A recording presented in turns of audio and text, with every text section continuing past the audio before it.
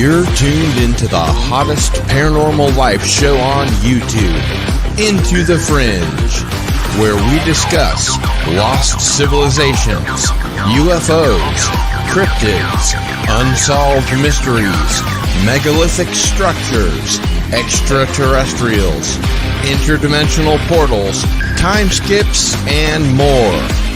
Don't change that channel, because now you are leaving the mainstream and entering into the fringe. Greetings, followers. It is I, Cardinal Sin, and welcome to Into the Fringe number 65. And our guest tonight is Micah Hanks. With more than a decade in podcasting, travel, writing and research, and the study of history and science, Micah Hanks has more than just a passion for knowledge. His study of world history, culture, and philosophy over the years have helped shape his nonpartisan outlook on current events, and always with a nod to the lessons that history can teach us.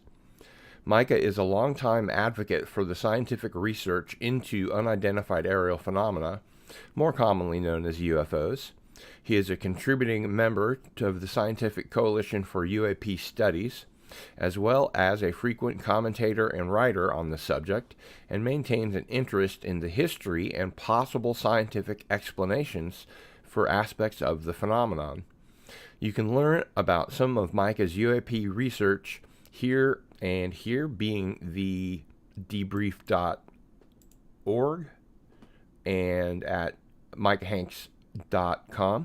Micah's other interests include space studies, zoological mysteries, and unusual phenomena in nature. A hopeful skeptic, he advocates a critically minded approach to the study of these subjects. And be sure to visit Micah's blog for more of his writing, research, and ideas.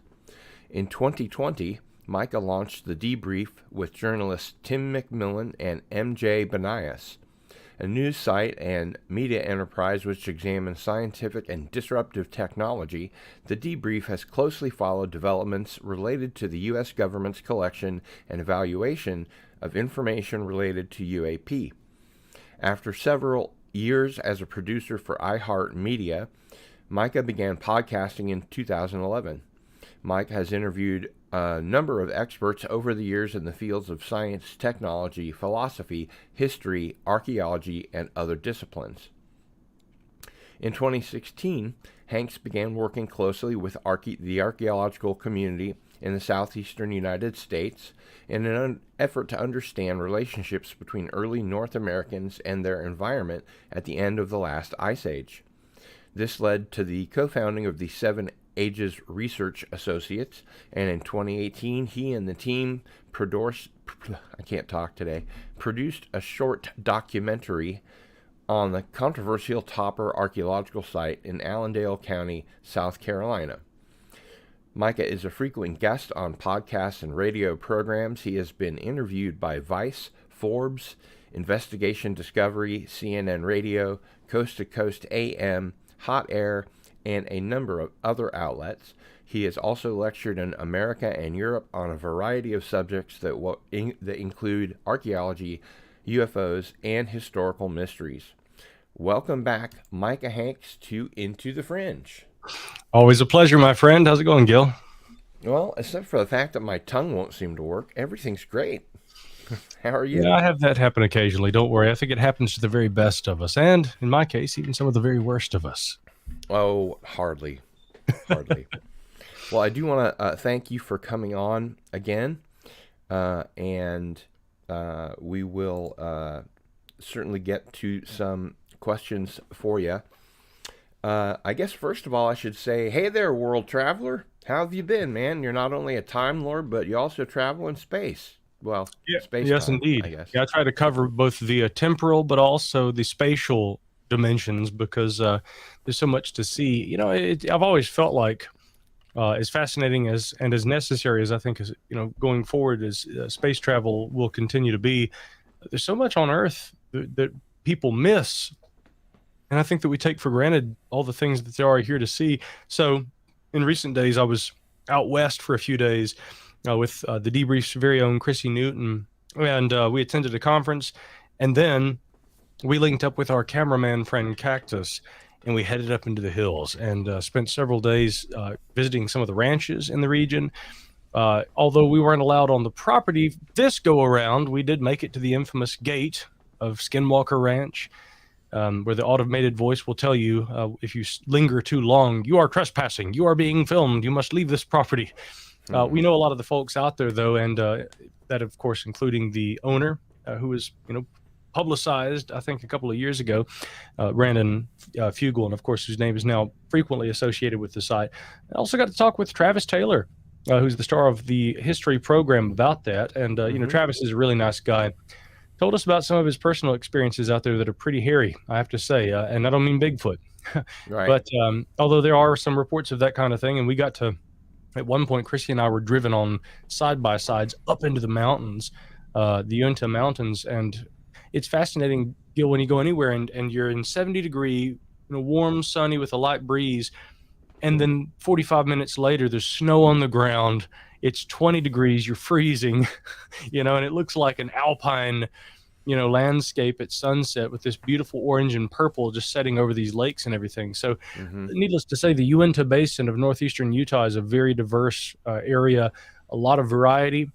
And we tried to see as much of it as we could, which included caves, prairies, mountains, archaeological sites, all kinds of stuff. And I'm sure we'll have to go back because there's going to be a whole lot more to document in a project that she and I are working on. Very cool. That sounds like a lot of fun. The thing that I hit on when I was watching the Secret of Skinwalker Ranch, is that what it's called? Yeah. Secrets of Skinwalker Ranch, was when they found the petroglyph on the big rock. I immediately was like, well, I wonder what other petroglyphs they're going to find. They didn't really even seem to care to go look. I was like, I would immediately be scouring all these, rocks and mesas and everything and looking for other petroglyphs and see what they could tell us. And I was kind of disappointed that didn't happen. Yeah, if Chrissy and I go back out that way, and she's, as I understand it, working on that. I won't say too much more about that at the moment, but I mean, there's a film project, an independent film project that Chrissy's really kind of spearheading. I went out there to help her, but it's I consider it very much her project. But one of the things that she lined up for me when I arrived was a visit to what's called McConkey Ranch, which is maybe 45 minutes from Skinwalker, and it's a fascinating place because you go to this what looks like just a little neighborhood, right? There's this beautiful like canyon and all these weathered figures and shapes and things. And by that, I mean like geological shapes, right? This cliff above this little roadside, community. And as you drive up in there, the first house belongs to an elderly woman named Jean McConkey, who, let me tell you, she is a fascinating avocationalist archaeologist. To be in her 80s and to be basically legally blind, she can't any longer see well enough to really get herself around. And so Chrissy and I are leading her, each of us holding one of her hands on either side and, talking to her. But she takes us to each of these several buildings on the property. One has, artifacts, one has, antiques and books and things. And she's basically created out of her property a museum that she invites the public to come out there and see. And then after you take that tour, then you can hike up the hill behind her house, and up there on the cliff face above the property and really kind of overlooking the entire valley is this wall that as you continue on, there are more and more and more petroglyphs. And these petroglyphs, of course, are associated with what we would recognize as Utah's Fremont culture. They vanished several hundreds of years ago before, European arrival. And so it's a little, mysterious in terms of who were these people, where did they go? Their art's very distinctive. The human bodies are often trapezoidal like this with these broad shoulders. There's going to be a bejeweled necklace with all kinds of necklaces and jewelry and things. They often are depicted wearing these kinds of what appear to be grass skirts, sometimes carrying hide shields, sometimes a pole extending from behind the shield or from another hand. And in some of the representations, specifically at what's known as the Three Kings panel, although there are actually 5 figures, there are also human heads, cadavers, things like that are depicted. So, one interpretation about the site, Gil, is that there might have been a battle. Whoever the Fremont people were may have been driven out. or they may have come into the area. But in any case, they seem to have vanished from the archaeological record. The kinds of material artifacts that are associated with that culture no longer exist after maybe about 600 to 800 years ago. And of course, we have today the modern Utes who are present in the region. But just a tremendous history. And like you said, I'm sure that there are other petroglyphs from probably that era. We also saw historic period petroglyphs. It's very evident because there's, a man with this long headdress sitting on a horse. And this was at a separate location from McConkey, but horses wouldn't have been there prior to contact with the Europeans. And so, Right. we have a good idea of when that petroglyph was made. But the point being that there's a very diverse period of time that there are drawings that appear to represent, the human presence in that region in the Uinta Basin. And I'll also note that at first we overlooked them, but when we looked very closely at some of the petroglyph sites that we visited two technically, but one of them was so large it almost constitutes more than one. From time to time, you'll see very extremely weathered but clearly zoomorphic shapes, animal representations. And it's strongly suggestive of some very, very, very early rock art. There's not really a good way that it can be dated because radiocarbon dating requires, of course, organic materials. And so, a rock face like that, the only methods really of dating would be if we could identify a clearly discernible celestial event like a supernova that would have been seen by people thousands of years ago. And we can correlate that using modern astronomy with a celestial event, a known supernova. And we could there are ways, of course, of dating the periods during which these nova actually exploded. If we could do that and we could correlate that with that rock art, which would be fairly difficult to do, that would be one way of approximating the period that some of the art was produced. Then, of course, we also have the historic period art with the man on the horse. We have a general time frame for that one. And so we can tell, this one is from historic forward. These others are from some time prior. But what you'll notice is that the more, the earlier, more, crude and rudimentary art, some of it, there is a sort of patina that begins to appear over the actual engravings in the stone. And some of these zoomorphs, as archaeologists would refer to them, are rather interesting. They depict, horns, and I'm talking about, anthropomorphic shapes, because some of the Fremont art actually does feature headdresses, is what they're referred to as, but they do appear to resemble horns. Some, of course, have said, "Oh, it's antennas. They're spacemen." Well, yeah, that's up for interpretation. But some of the more weathered and patinaed rock art does seem to suggest to me, Gil, that it's really old. And one estimate that was provided, I didn't speak to this individual, but I was told that a U.S. Forest Service archaeologist had estimated in the neighborhood of 3,000 to 4,000 years old. So looking over here at my projectile point sequence, we're talking about essentially, late Archaic and Middle Archaic period, which might coincide with what we would call the woodland period here in North America, at least in the East. So there's definitely probably some very old rock art there in the Utah Basin. And again, how does this all relate to the paranormal phenomena that people seem to describe at places like Skinwalker Ranch?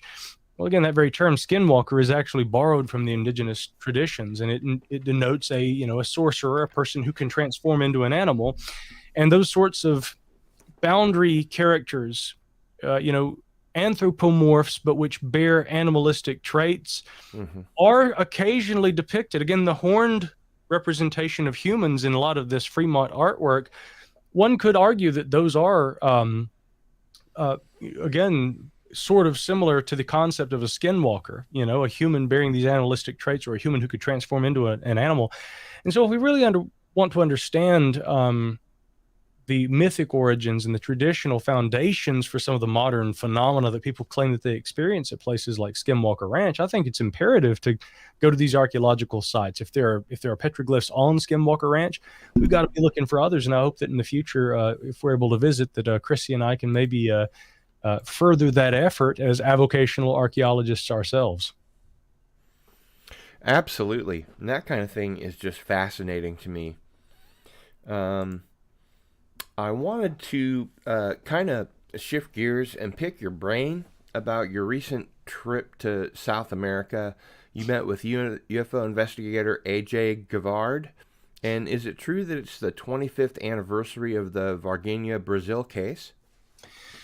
It may be, I haven't followed that case all that closely. It's certainly one that, I have a preliminary knowledge about, and it certainly is one that I attended a lecture about while I was down there, which, let me be clear, my Portuguese isn't great. And so, as an English language speaker attending a conference there in Curitiba, Brazil, where they're lecturing about the Virginia case and other cases, but in Brazilian Portuguese, I had a good time trying to catch up and take notes. But I did get the gist of most of it and was able to speak to some of the researchers after the fact.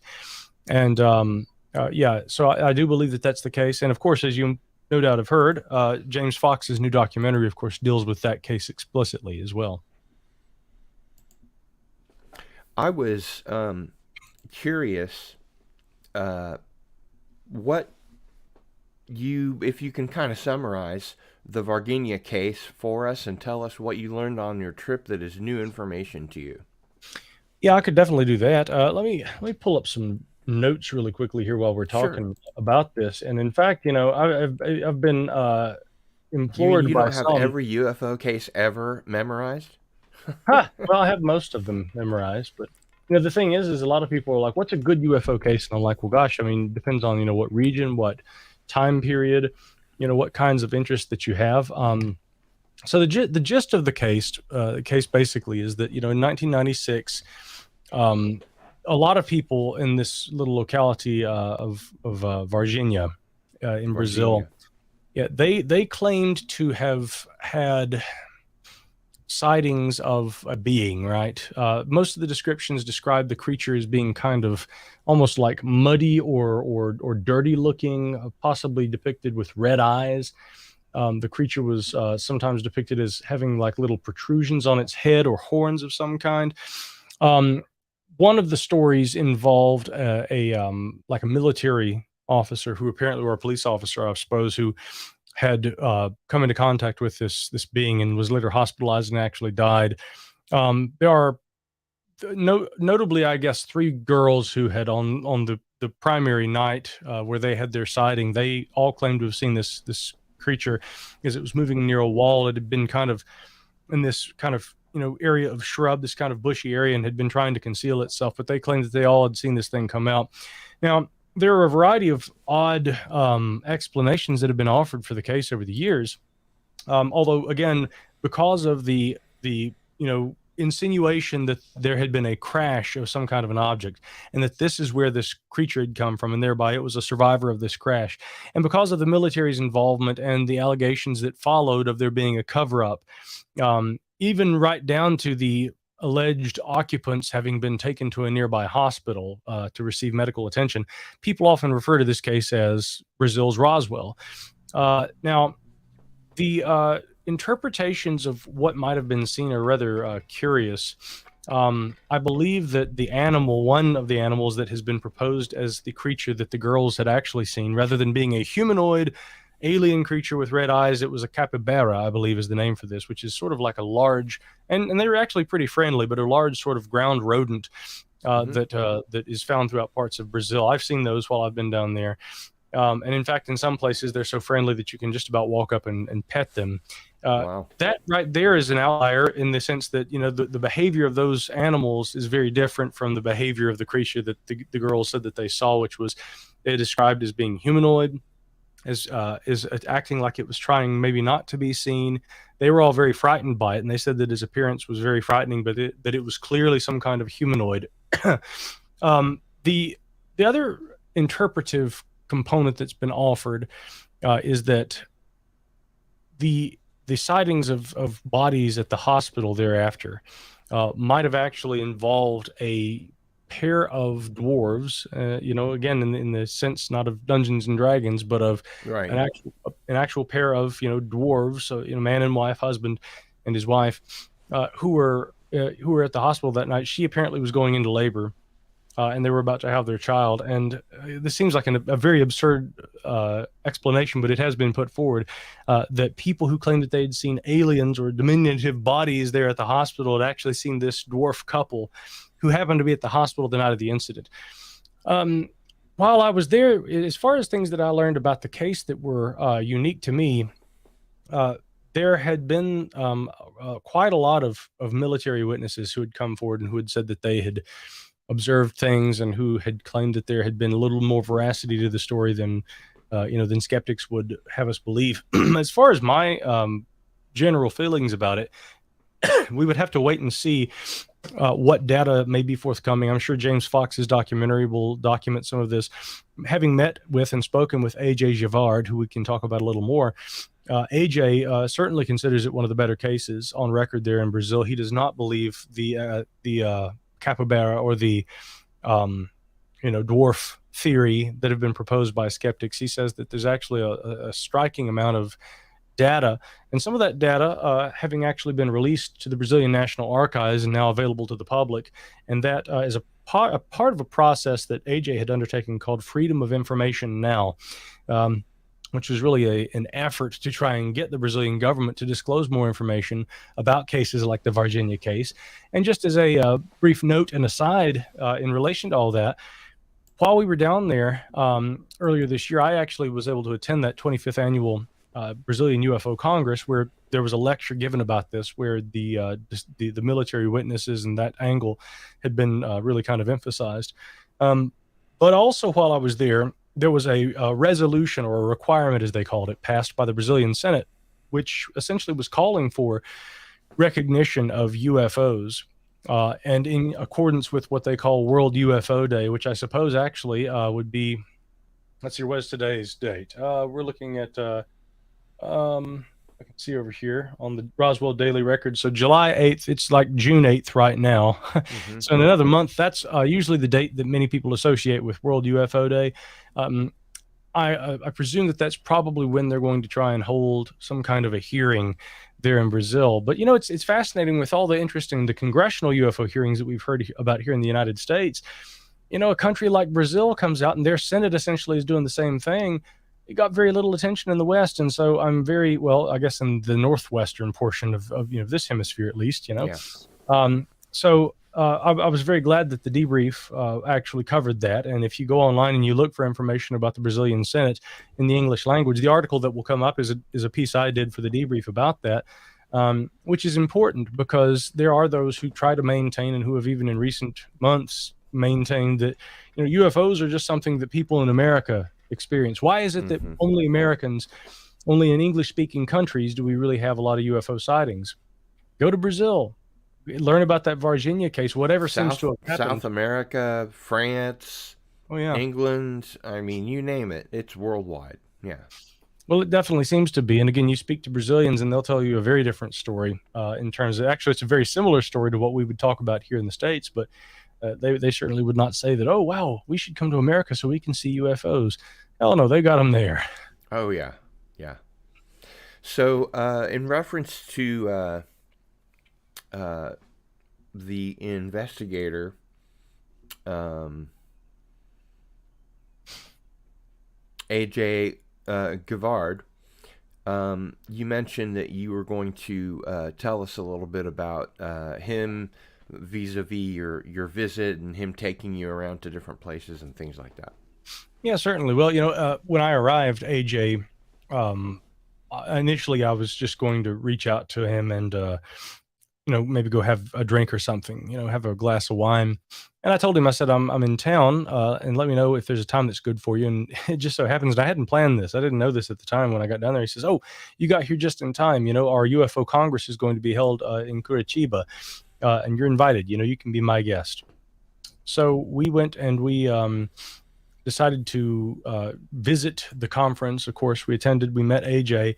But after the Congress, a few days after, again, I don't know, for those out there who may have put on events, it can be very nerve-wracking. And so usually what happens is you put on the event, and once it's over, you go home and you collapse into a puddle, and then you eat nothing but ice cream and drink liquor for 4 days as you kind of recover, from the madness of putting on one of those events. And so after all the loose ends had been tied together after the event, AJ got back in touch and said, let's definitely catch up, and maybe, well, actually, before we caught up, what happened was there was a barbecue. Those who have been to Brazil know that their barbecues are a very important part of their culture. I even had an opportunity to learn how to kind of cook and do one of their barbecues at a really nice location. We had a big backyard kind of cookout, what they call a conta de filet. is essentially our New York strip, and that's their favorite cut, one of them that they use for their barbecues. And so AJ invited me to a barbecue one night. He says a few UFO researcher friends of mine are all getting together. There's a local politician who's very involved in the UFO situation there in Curitiba, whose name is Wilson Pickler. Wilson had also, he's a former congressman down there, but he also had spoken at this event that we attended. And so we went out, met AJ, had a beer, attended a nice barbecue, and then we talked about UFOs all night. And he said, the next day I'd like to meet with you if you've got some time. So we did. We talked about all kinds of stuff.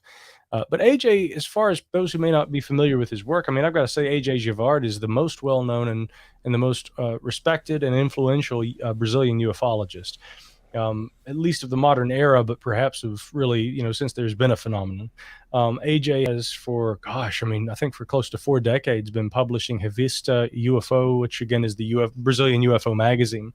And it's a fantastic publication, which again, unlike Americans in our very kind of, American-centric attitude toward things, if you get the Brazilian UFO magazine, they've got, as their cover story, OVNIs de Pentagano, they're talking about the Pentagon UFO developments and everything with the ATIP program.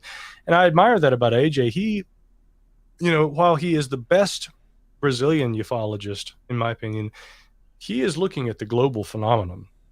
And he's often actually been asked to come to the United States and to other countries to lecture about this topic. He frequently travels to South America, but he also comes up to the United States from time to time.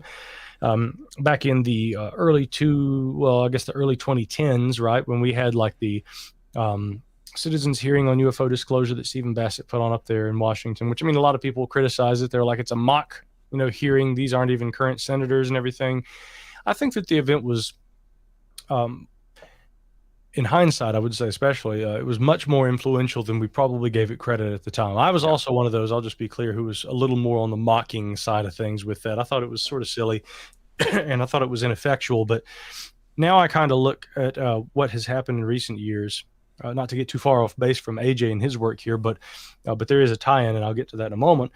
But, in recent years with what we've been seeing in Washington, there have been some significant developments. And look, before it became cool to be talking about this and to be lobbying for attention to the UFO issue, there was one guy, one crazy guy up there in Washington who was doing this full time, and that's Stephen Bassett. And I've got to hand it to him. I'm like, Steve, man, you hung in there. You did the work that nobody was willing to do. You were ridiculed. That didn't faze him. And really, he was, I feel like, in many ways, laying some of the groundwork for some of the stuff that we've recently seen. And now it is being taken seriously. We've had him on the show a couple of times.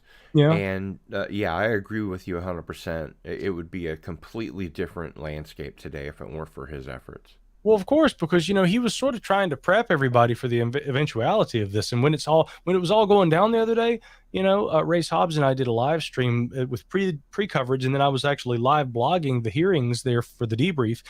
But after that, Race had John Burroughs of Rendlesham fame and then Steve on talking about it. And Steve very eloquently just puts into context everything that's going on. Now, granted, Steve is extremely on the ET. These are only aliens. There's no other, and we got to end this cosmic Watergate thing. He's got his very narrowly defined idea of what UFOs are, But again, with respect to the political work that he's done, it has to be recognized. Now, back to Givard, when a lot of those events were being held up there at the National Press Club, and that guys like Stephen Bassett were putting these on, who also has a very worldly view about how this all, should be addressed and how the UFO narrative should be presented to lawmakers. AJ Givard was often up there, representing Brazil, because he's fluent not only in Brazilian, but all Brazilian Portuguese, but also he's very good with English. Fortunate for me, because I was able to sit and talk with him and drink beer for several hours and just have a great conversation about the history of UFOs in Brazil. But he's as knowledgeable about the American situation. And so, we need educators like AJ Givard, people who are really, really knowledgeable and diverse in their knowledge and their ideas. AJ's got a real good BS detector, and he will call out people who he thinks are full of it. He's just a great all-rounded UFO researcher, and we need more of them. Absolutely we do. Getting back to the case itself, I remember reading, I think, that there was a particular Brazilian military man, I can't say officer, I don't remember his rank, but that this creature, whatever it was, sort of sat in his lap while they were on the bed of a truck on the way to the hospital, and that as you mentioned before, there were several, military witnesses that said, this is not a Koopa or dwarves or anything, And I think the guy whose lap this thing sat on died not long afterward of radiation burns. Isn't that right? Well, that's the Radiation sickness? yeah, that's the insinuation. Now, being having only the kind of peripheral knowledge about this case that I do, um, there are other alternatives, and I think AJ even pointed this out to me about, as in terms of what might have caused that individual's death. But again, yeah, I guess the popular version of the narrative is that this person who had come into contact with this being had allegedly died from mysterious circumstances. Some associated this with radiation. Now, what we can say about that is that, unless the beings themselves are radioactive or had been exposed to a large amount of it, or for some other reason, might have actually possessed an unhealthy amount of that. I don't understand, what circumstances might have led to the death of the officer in question. But yes, that is part of the broader mythos. As far as radiation and its association with UAP incidents, however, you got to acknowledge that, there have been a lot of those over the years. Probably the kind of hallmark as far as American cases is the Cash Landrum situation. Mm-hmm. There are also, excuse me, by the way, we kicked up so much dust out there in Utah that most people... It's still coming out. Yeah, most people are gifted with a hitchhiker, as they call them. You wake up in the middle of the night and there's an anthropomorphic wolf creature standing at the foot of your bed. Right. I just get a cough that has, dogged me. And actually, it wasn't so much in Utah. I think it was going from Utah to Alabama, which Dr. Travis Taylor told me. We were sitting there Sunday I was having a beer at that point because it was well into the afternoon. And Travis says, I'll actually tell you, this part of the country, they actually call it like the land of sickness. This was the indigenous word for this area. And he was telling me all about that because he lives down there. And it's because of the way that the pollen blooms and everything. And people always, their allergies go nuts. So while we were down there at the SCU event over the weekend, everybody's allergies were going insane. And although they're clearing up, I've still got a little of that residual cough. But all that said, coming back to the radiation cases with relation to Brazil, again, that component, as you described, is associated with the mythos of the Varginha thing.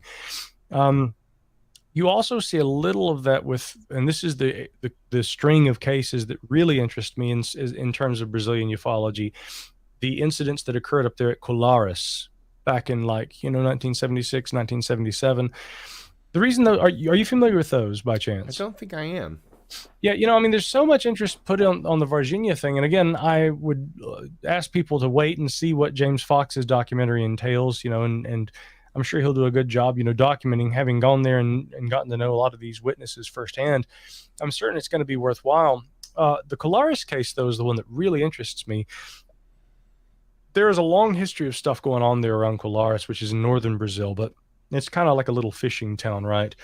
But people down there said that they would see these lights sometimes coming up out of the ocean, and rising up and coming up over the mainland. They also described lights. Is this the case of the village that was attacked by UFOs? Yes, this is the one. Okay. And in fact, probably one of the best accounts, I guess, that people would be familiar with from popular books on this topic was in Vallée's Confrontations, A Scientist's Search for Alien Life. He goes into the Colares case, and he and his late wife Janine had gone down there to Colares and visited the location, traveled there, tried to understand exactly what the phenomena were that people were encountering. Strangely, there's a bit of a tie-in here with Skinwalker Ranch, and what that involves is twofold. The Sherman family back in the 1990s had said that they had observed, at least on a couple of occasions, these what they described as like flying refrigerators that had like a red light and a white light on them, and that they would take off. They would see these things out there, and then they would rise up into the air and fly off, above the basin. And Colm Kelleher in the book Hunt for the Skinwalkers, which again I'm very careful to try and come across sounding like I am endorsing any of the claims about Skinwalker Ranch. Personally, Gil, I have a lot of suspicions that there are a lot of more mundane things probably going on.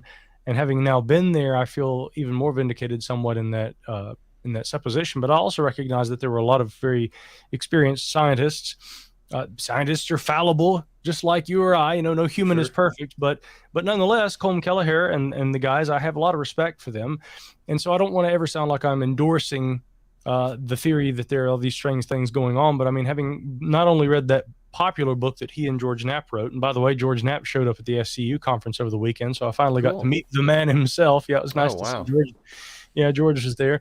But without endorsing the idea that there are literally wormholes and Sasquatch creatures crawling out of portals and all this kind of stuff that people always talk about. I mean, let's just stop right there and say, look, people say they have weird things happen there, and this is something that seems to actually predate just the Skinwalker phenomena. If we look at Junior Hicks and Frank B. Salisbury and their work with the Utah UFO display, one of the better books really that involves a scientist looking at this phenomena, they're documenting all kinds of sightings of strange things out there. And some of those cases also resemble these sort of refrigerator-like, some might actually liken this more popularly to the Tic Tac idea these days. But the reason this is similar to the Colaris thing, and Colm Kelleher actually points this out in his book, Hunt for the Skinwalker, the sightings of some of those refrigerator-shaped, flying refrigerators is what they called them, these UAP or UFOs there on the Skinwalker Ranch, he says are strikingly similar to the objects that were described by the residents of Colaris, where they were actually being fired at by these objects with a little beam of light that would come down and sometimes leave like a little lesion on the skin. Mm-hmm. And the indigenous name that the people at Colaris had for these objects was chupa chupa. They were suckers. You'll recognize that prefix like as chupacabras. Correct, exactly, yeah. And so the chupa chupa, these suckers, they believe that these things were firing these beams and actually taking blood out of their bodies, which is an interesting insinuation considering all of the sort of legends that surround this idea of some sort of a genetic experiment or some other kind of experimentation that's being undertaken. Now, when I was talking with Givard down there in Brazil at the cookout I mentioned earlier, Givard said something very interesting. He says, one of the most interesting theories I've heard, he said, I spoke with I suppose it would have been an epidemiologist or a virologist that he'd been speaking with, and they had proposed that, if they're taking blood samples from humans, what if the extraterrestrials, if that's what they are, if there's an intelligence, if they aren't human, what if they're trying to create a vaccine? And that was an interesting idea that extraterrestrials, if that be what they are, if they're trying to create a vaccine that they can use to protect themselves during their interactions with humans. Who knows? This is all entirely speculative. I found that to be an interesting idea. Just like on the wall behind you, the wall of the wall of the world, the War of the Worlds. Yeah, my wall of the world. Yeah, that they were killed by the common cold. Maybe it's not such a crazy idea. Well, again, yes, this goes all the way back to H.G. Wells. It's a novel sci-fi motif that aliens come here, and they're busy taking over the world, and then of course they forget, oh yeah, we should have taken our vaccines, and then. And again, not to get into whole discussions about vaccines and all this kind of stuff, but maybe that's just something that's on our minds right now after what we've all been through for the last couple of years. I don't know, but I found it to be a novel interpretation of the biological experimentation component that seems to have, especially throughout the 80s and 90s, been rife in ufology. And a lot of that also, in my opinion, based more in myth than it is in reality. I think it's fine to speculate about those things, but we need a little bit more evidence. I do think, however, though, that based on the number of witnesses who were coming forward and saying that they had these experiences, photographic data documenting these areas of the skin where these little darkened areas or sometimes what appear to be burns or scars, scoop marks or cut marks sometimes is the description that's given, that phenomena also had been reported at Skinwalker Ranch. The beam phenomena, by the way, I'll add in one instance, and this apparently was actually as part of the series on Skinwalker, but we talked with Travis Taylor about this directly. He said that he had received a a potentially harmful amount of radiation at one point. He had been out there, and that they had detected what, for lack of a better term, he interpreted as being almost like a beam. Later, I think he also detected like a point of what he described as entry and then also perhaps exit. But he said he felt like he had been struck with some sort of a kind of beam of radiation, and thereafter, for about a week, had all of the, and they were able to detect this. This was measurable with their instrumentation. So, I mean, they knew that there was an abundance of radiation and that nobody around Travis but Travis had seemed to actually be experiencing this. That is also a little reminiscent of some of the phenomena that were being reported down there at Colares, where they said that these beams of light would shoot out of these UAP and strike people. But even stranger things were reported than that, Gil. For instance, there had been some who had claimed that, often it would be a single individual. Often it was guys, and people can laugh about this, but often a lot of the people who claim to have had these UAP encounters were guys who were coming home real late from the bar, walking their dog, people who were up late, walking around in their front yard. Often it was people who were by themselves, who were alone, who might have been more prone to disorientation. Those people seemed to have been targeted. And there's an excellent book about all this that people can read if they're unfamiliar. It's Bob Pratt, who had been a National Enquirer writer. But Bob Pratt wrote a book called UFO Danger Zone, which documented all these kinds of phenomena going on down there in Brazil. But long story short, it all ended up kind of being coming to a head with the situation unfolding there at Colares. And the Brazilian Air Force eventually was called in, and this led to the formation of Operação Prato, aka Operation Saucer, where the Brazilian Air Force actually goes in there and they investigate the Colares incident. They're out there doing night watches. They apparently successfully filmed some of the objects, and they collected other data, spoke with some of the injured parties and people who had claimed that they'd been attacked by these things. And documentation, a fair amount of it actually now exists yet again in the Brazilian National Archives related to the efforts of the Brazilian Air Force's Operação Prato back in like 1977. So again, for those who want to really look at the history of government involvement in UFO flaps like that, and even cases where there's allegations of bodily harm being caused to humans by these UAP, you definitely got to go outside the United States. And the better my Portuguese gets, the more I hope I'll have an opportunity to go to the National Archives one day and review some of those documents firsthand. Absolutely.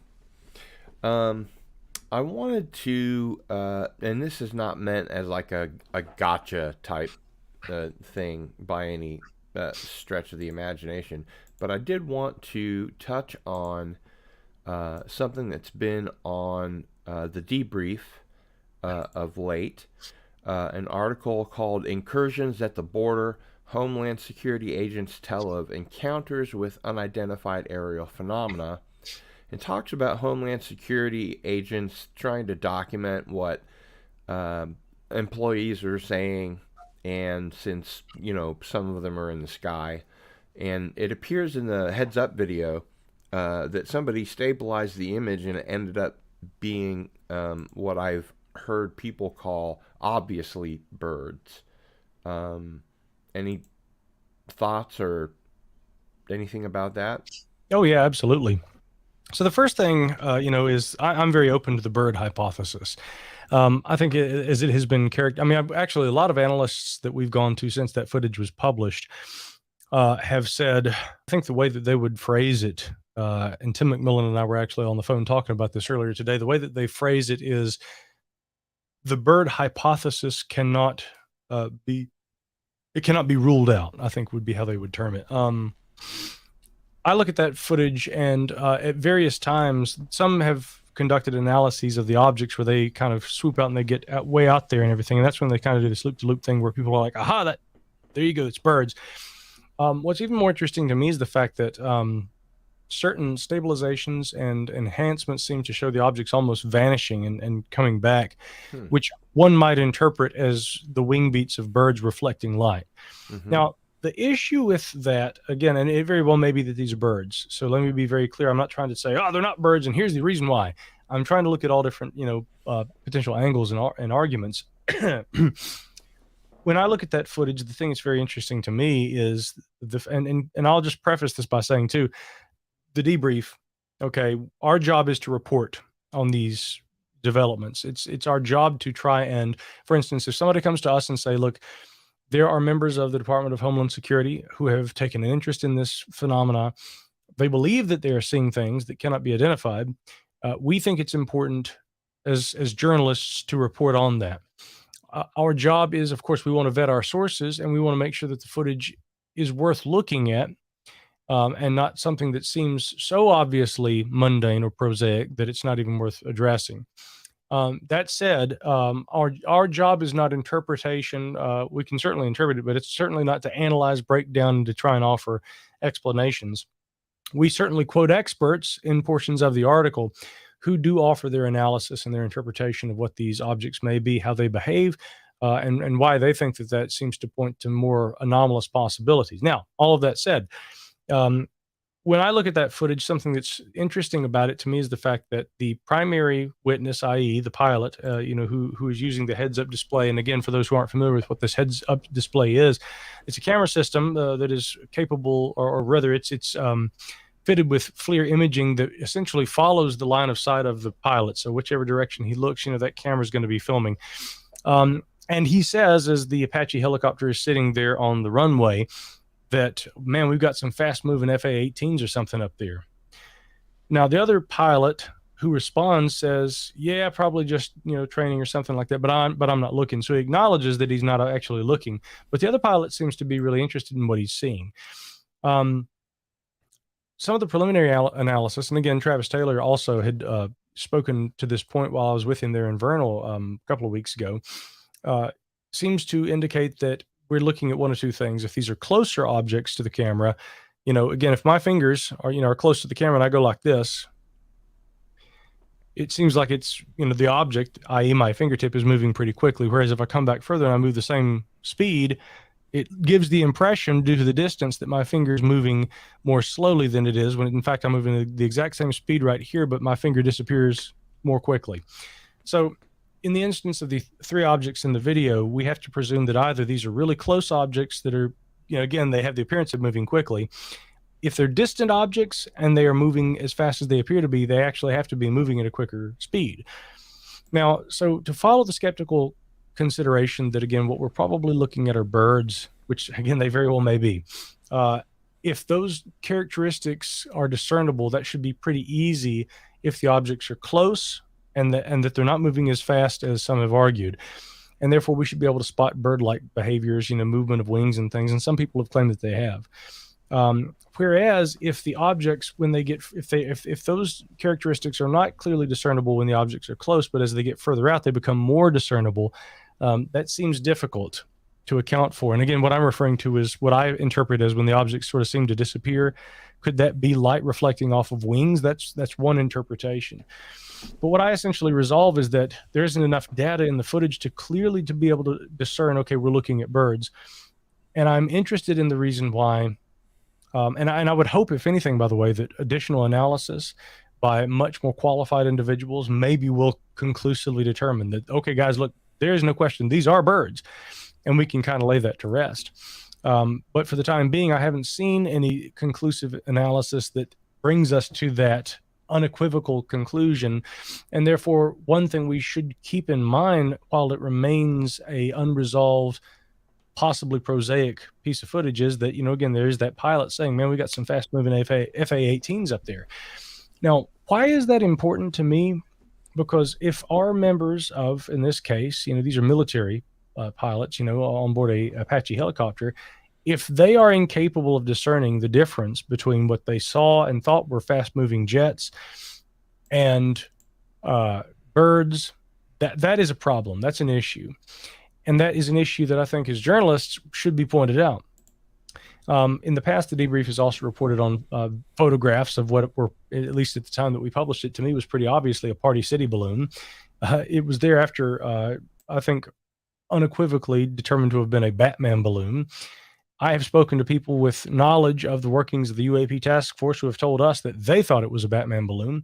And so everybody's like, this is a joke. Why are we talking about all this? Again, the important point is we had a fighter pilot who filmed this, And this is something that was actually sent to the task force.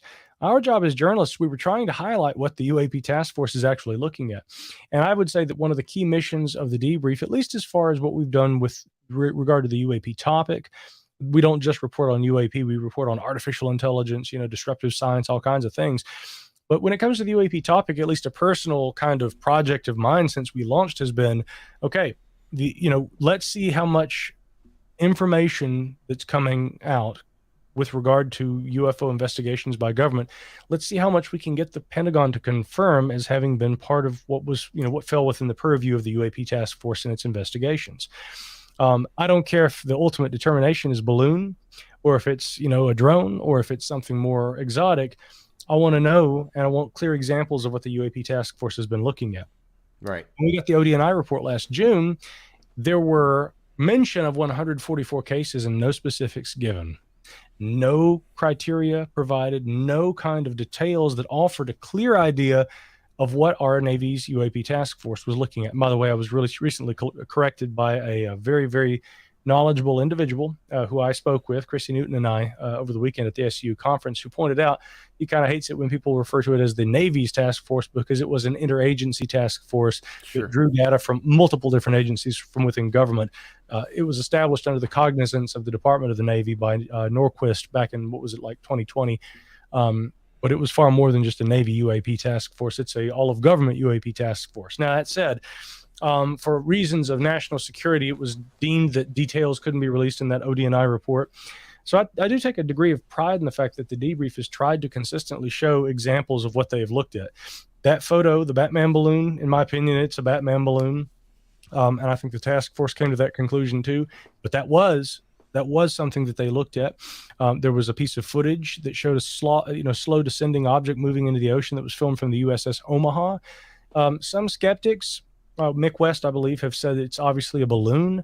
I wouldn't be so quick to determine that it's a balloon. And one reason would be, in my non-expert opinion, that balloons, if they are slowly descending and then they come to rest on the surface of the water, they're going to maintain buoyancy. They're not going to sink into the water, and that object passes right past the surface and keeps on going down, which no doubt stood out to the observers who filmed it at the time and who presumably were tracking it on radar.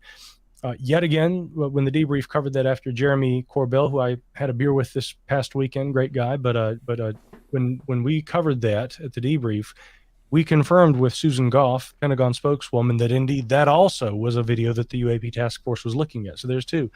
Tim McMillan's groundbreaking article on fast movers and transmedium vehicles also gave us an inkling of idea of other cases that the UAP task force has looked at. And again, we could look at a few other examples, but the broader point I'm trying to make is that in terms of government transparency, we have tried to consistently continue to offer examples of exactly what the task force is looking at. And then we would put this out to the public and say, listen, how do you feel about the data that they've been collecting and looking at so far? Do you think it's mundane? Do you think some of it's really interesting and pretty compelling stuff? Obviously, we know that the 3 Navy videos have been looked at. We also know that and here's a clue, in the ODNI report, it says, some of these cases go all the way back to 2004. What's that obviously a reference to? The Nimitz case. What did Scott Bray say during the congressional hearings the other day? When he was asked, are there any cases that simply defy explanation or that we, may point, actually, I think the question was, do they point to some sort of exotic intelligence or something? And he says there's nothing that conclusively points to anything that isn't man-made. Right. But he said, yeah, the case that still stands out is that Nimitz thing. So we know that one was looked at. So in sum total, now we have several instances where we've got data that we now know have been looked at by military officials who are looking into the UAP issue. And as has been now conveyed to me, the DHS footage has also been sent along to them, and in likelihood will be analyzed there. And again, I think that's wonderful, and I hope that they do come to a determination. I hope that whatever it is, birds, bats, balloons, I don't care. I hope they're able to say, listen, we looked at that. Here again, we had members of our armed forces saying they saw something they couldn't identify. Highly trained observers. Well, if they are highly trained observers, we need to take that into account, and that should mean one of two things. Either maybe we shouldn't be so quick to say, it's just birds, or if indeed they are birds, we should be asking, okay, how can we do a better job training our observers? Because if they can't make a distinction between jets and birds, that too is a problem that should be highlighted. So But these are the kind of nuances people get so lost in. That video wasn't impressive. It's the Neil deGrasse Tyson syndrome, Gil, where Yeah, yeah. I like Neil, but I've talked about him before. He's like, listen, folks, when aliens show up on Earth, we're going to know it. There'll be no question. We will recognize alien spaceships. I'm like, Neil. Although I saw a really interesting video, just as a quick aside, of Michio Kaku, and he's all in on the Well, now he UFOs is. thing all of a sudden, Oh yeah, now he is. But he's secretly been all in on it, I think, for a long time. He's Oh, always you been think? an out of the box thinker. Back to Neil for a moment again. Neil bases his presumption that we would know what extraterrestrial craft would look like based on presumably on what he's seen in movies. Again, when he came here to Asheville a few years ago, and I think Bosley and you and I even maybe touched on this last time. His lecture was called "An Astrophysicist Goes to the Movies," and he's talking about how science applies to his favorite sci-fi films and things like this. Great Mm-hmm. lecture, but it's evident to me that Neil leads with the presumption that if extraterrestrial spacecraft ever visited Earth, they would be something like what we've seen in films, and there'd be no question as to what they were or whose they were. And I'm like, I think it's just the opposite. At the SCU conference in Alabama this past weekend, I was talking with the veteran reporter Billy Cox. Billy Cox from the Herald Tribune, ran the Devoid blog, and the lone single mainstream media UFO blog for many years. And Billy's a great reporter and a real nice guy. And so we caught up and we were talking, and he asked me, "Have you learned anything in the last 10 years, Hanks, that you think that is new information or is noteworthy, about this topic?" And I had to think for a minute, and I said, yeah, I think I have, and that is that a lot of the UAP that we are learning about, especially in recent years, they're smaller than people generally think when they think about a UFO. When you say UFO, people generally think like a manned craft, a flying saucer, something that's big enough at least to carry several small people or people-like creatures in it. Nah, a lot of these things are really small, baseball, basketball sized, maybe size of a couch or a television, but a lot of them are pretty small. A lot of them are very indistinct. When we hear the pilots saying that we couldn't see it on the cockpit display, we couldn't see it visually, we saw it on radar, and then when we trained the ATFLIR targeting pod on it, the advanced forward-looking infrared pod, yeah, then we're able to get a signature which is based on the actual heat that it produces or lack thereof.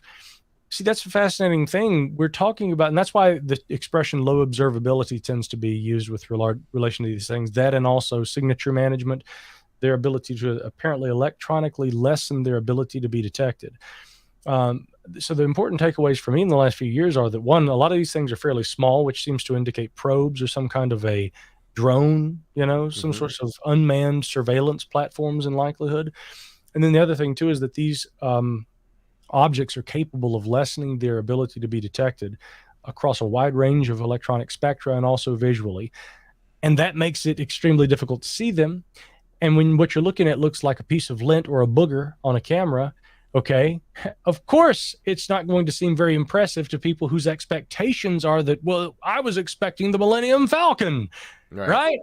So one of the problems we face with seriously addressing the UAP issue, Gil, is that we've got to start putting aside those Hollywood expectations and say, if they look like a piece of lint or a little moth flying around, but our military servicemen are saying, and it was jamming our radar in controlled airspace in peacetime, which is an act of war, for God's sake, we've got to take that seriously. Yeah, absolutely. I wanted to discuss Charles Fort and Fortiana sure, with you a little bit. And just to give us a general overview, could you tell us who Charles Fort was, the books that he wrote, and your opinion about, what impact he's had on the paranormal in general? Well, I've got to say, I'm a huge fan of Charles Fort. And thank you for asking about him, because I like to talk about Fort's contributions to all this. Probably, I know at least his biographer would say he was the man who invented the supernatural. But, Fort was arguably the first UFO researcher back before they were ever called UFOs. Um, Fort was an interesting guy. He was a writer and he was a journalist who lived up in I guess New York, but I think he originally lived elsewhere though, and he spent some time in England too. But we'll get to that. Um, Fort had initially wanted to. He kind of wrote like adventure stories for magazines, about like adventures in the national parks and things like this. And he was a pretty good writer. If you look at some of his early articles about that sort of stuff, I'd like to actually dig up some of them and read them. I don't know if there's a collected works of Charles Fort outside of his best known books, which are the Fortean stuff, as we now would call it, and we'll get to that as well. But his early writings had nothing to do with that sort of stuff. He also was writing this kind of biography, fragments of which exist, which kind of documented his early life, and it was kind of sad. He was obviously had a sort of abusive father and everything, and he kind of wrote sort of wistfully about, but with humor always, about his early experiences. Now, at some point, Charles became very fascinated with the natural world, and he would go to the New York Public Library, and he would spend hours just going through periodicals, right? And science journals, science publications like, probably examples would be Scientific American, which has been in publication for a very long time. And so in the early years of the 20th century, he would spend hour after hour after hour just pouring through old editions of Scientific American and other publications, American Journal of Anthropology or whatever, looking for data that didn't seem to conform to our understanding of science at that time. And he was known to keep foolscap, like little shreds of paper, and he would write down notes about these, some of which, as I understand, are still kept in the collections archive there at the New York Public Library. And you can actually go and you can actually see some of these. But so notes would be kept by Fort with brief little references to where these items appeared and what it entailed. This essentially leads to the publication of his best known work and his first that dealt with the unexplained. And that was a book that was called The Book of the Damned. The Book of the Damned was, I think it was probably fairly well received, but I mean, a lot of critics back in the day, a lot of literary critics, and it's not literature, but I mean, people who were writing book reviews and things for the major periodicals, I mean, they kind of eviscerated Charles and his book. They were like, this is, I don't think you could say it was clumsily written. It's not poorly written. It's not necessarily bad grammar, but in that tradition of E.E. Cummings, Fort was one of those rare mavericks who had his own style of writing. He didn't, he gave no two schlitz for, what people thought about how he wrote or the idea that he should write a certain way. And so instead of saying, in the year of 1872, witnesses outside of the town of Crompton claimed that they observed a dragon flying through the sky. It produced red belches of flames as it flew about, and smoke trailed it as it flew off toward the east. And later at sunset, it was seen again. He didn't use that kind of a prose, when he was describing these events. Like the way he would say would be something like this, Crompton, dinosaur in the sky, billowing blood, hell rained down from heaven. Death, death, death. I mean, it was this strange kind of like poetic almost like haiku in a weird way, although it wasn't. Like a you know what I mean? It was almost stream of consciousness. Florid type. It was certainly florid. It was like it was H.P. very Lovecraft kind of. Yeah, like a bit Lovecraftian and a bit of again E.E. Cummings and a bit of like other things. Again, Fort really a little showmanship, right? All you can really say is that there was a dramatic intensity to it, and yet it was quirky, and Fort was just all original. Nobody ever, did what he had done before or after him, although many have kind of emulated Fort since, and never to the effect of how he was able to do it. So the Book of the Damned, the main scope of, here are the kinds of phenomena he presents in this book, which really kind of become staples of what later becomes known as Forteana. Fort is looking at objects falling from the sky that should not have fallen from the sky. You know, raining frogs, raining lizards, raining fishes, things like this. Fort is looking, and he obviously has a lot of interest in things that are happening in the sky, but it's not just limited to, you know, organisms falling from the sky. Fort's also looking at strange occurrences in the sky that include lights that appear, geometric shapes that appear in the sky. And again, Fort is really providing us some of the earliest commentary on unidentified aerial phenomena. That's what he's doing back before we knew that such a thing existed. And in fact, there are some modern UFO researchers who have now gone back and kind of, you know, plowed through a lot of the Fortean writings, and they have harvested and they've done additional research into those aerial phenomena cases. And they've tried to kind of take those out of Forteana and bring them over into early accounts of unidentified aerial phenomena and class them as such. But it even went beyond that. Some of the other things that, yet again, very much anticipating modern ufological themes that Fort would also look at were the sightings by astronomers in the 19th century of objects transiting the sun, objects that appeared to be in orbit around nearby planets like Venus, right? And their apparent transience. Okay, the fact that these objects would appear in orbit around a planet like Venus for a while, and we're like, my God, you know, an astronomer thinks, oh my God, I've found a new moon in orbit around Venus, and then it's later proven that they can't find it again. It's like the object was there for a few nights and then it's gone. Right. One of the names he gave to a spindle-like object seen transiting the sun had been Monstrator. And I love, yeah, I mean, like, you know, again, Fort had this hilarious, overblown sense of drama, but it made for really enjoyable reading. Now, you know, the other thing that he kind of popularized, I guess, were I do believe he also talked about things like strange disappearances, obviously, and things along those lines, which yet again have seen attention once again in the writings of researchers like David Paulides with the missing 411 thing. And so Fort really established a lot of the kinds of motifs that would later be recognized as unexplained phenomena, you know, especially in the latter part of the 20th century, and even today.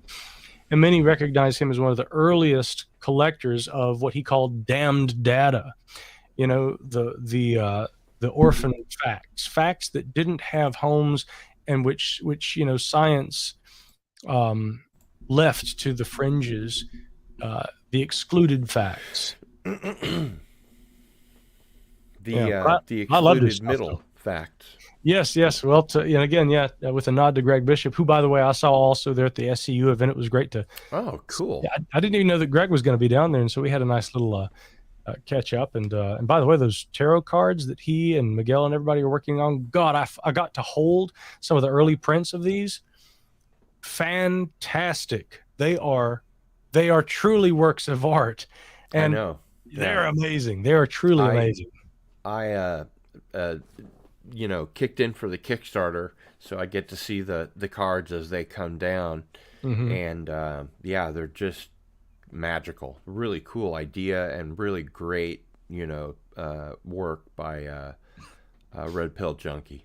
Oh God, he's the best. Yeah, and I have to say that, you know, Greg, I can mention this now because it was posted online the other day. But the latest card they've dropped is James McDonald. I think he's the Hanged Man. Yes, right? He's the Hanged Man, and it's the most interesting card that they've produced to date. Now, my personal favorite card is still the Keel card. I love the John Keel card. Mm-hmm. You'd think maybe the Valet card would be my favorite, and it's also a favorite.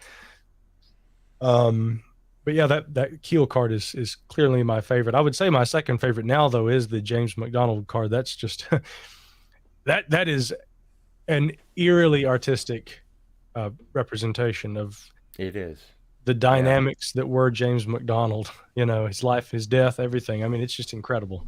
Yeah, I mean, you could do a whole show just on that alone. Yeah, you know. I guess we have a backup topic in case we run out of things to talk about. Oh, we won't run out. Don't worry. What do you think about the high strangeness of some of the things that Charles Fort wrote about the frog falls, the blood falls, and even Stranger Things. I mean, he would. I just name checked Stranger Things, and I didn't mean to. But he wrote about stuff that was really out there, and he also wrote about stuff that wasn't, like meteors and meteorites and stuff like that. But what do you think about the high strangeness element of some of the things that he wrote about? Well, as far as those themes, he had the famous idea of the Super Sargasso Sea, this liminal area where he believed that some of these strange phenomena just came out of, which included the frog falls, the fish falls, things like that. One interpretation of those instances of objects like frogs or fish raining from the sky, there is the interpretation that a microburst might actually sweep these things up out of the water and rain them down. In certain parts of the world where it's believed that fish falls happen, like for instance in parts of Costa Rica, it has been noticed that that the fish are only freshwater fish, but there are no lakes nearby, and they couldn't have come from the ocean. Right.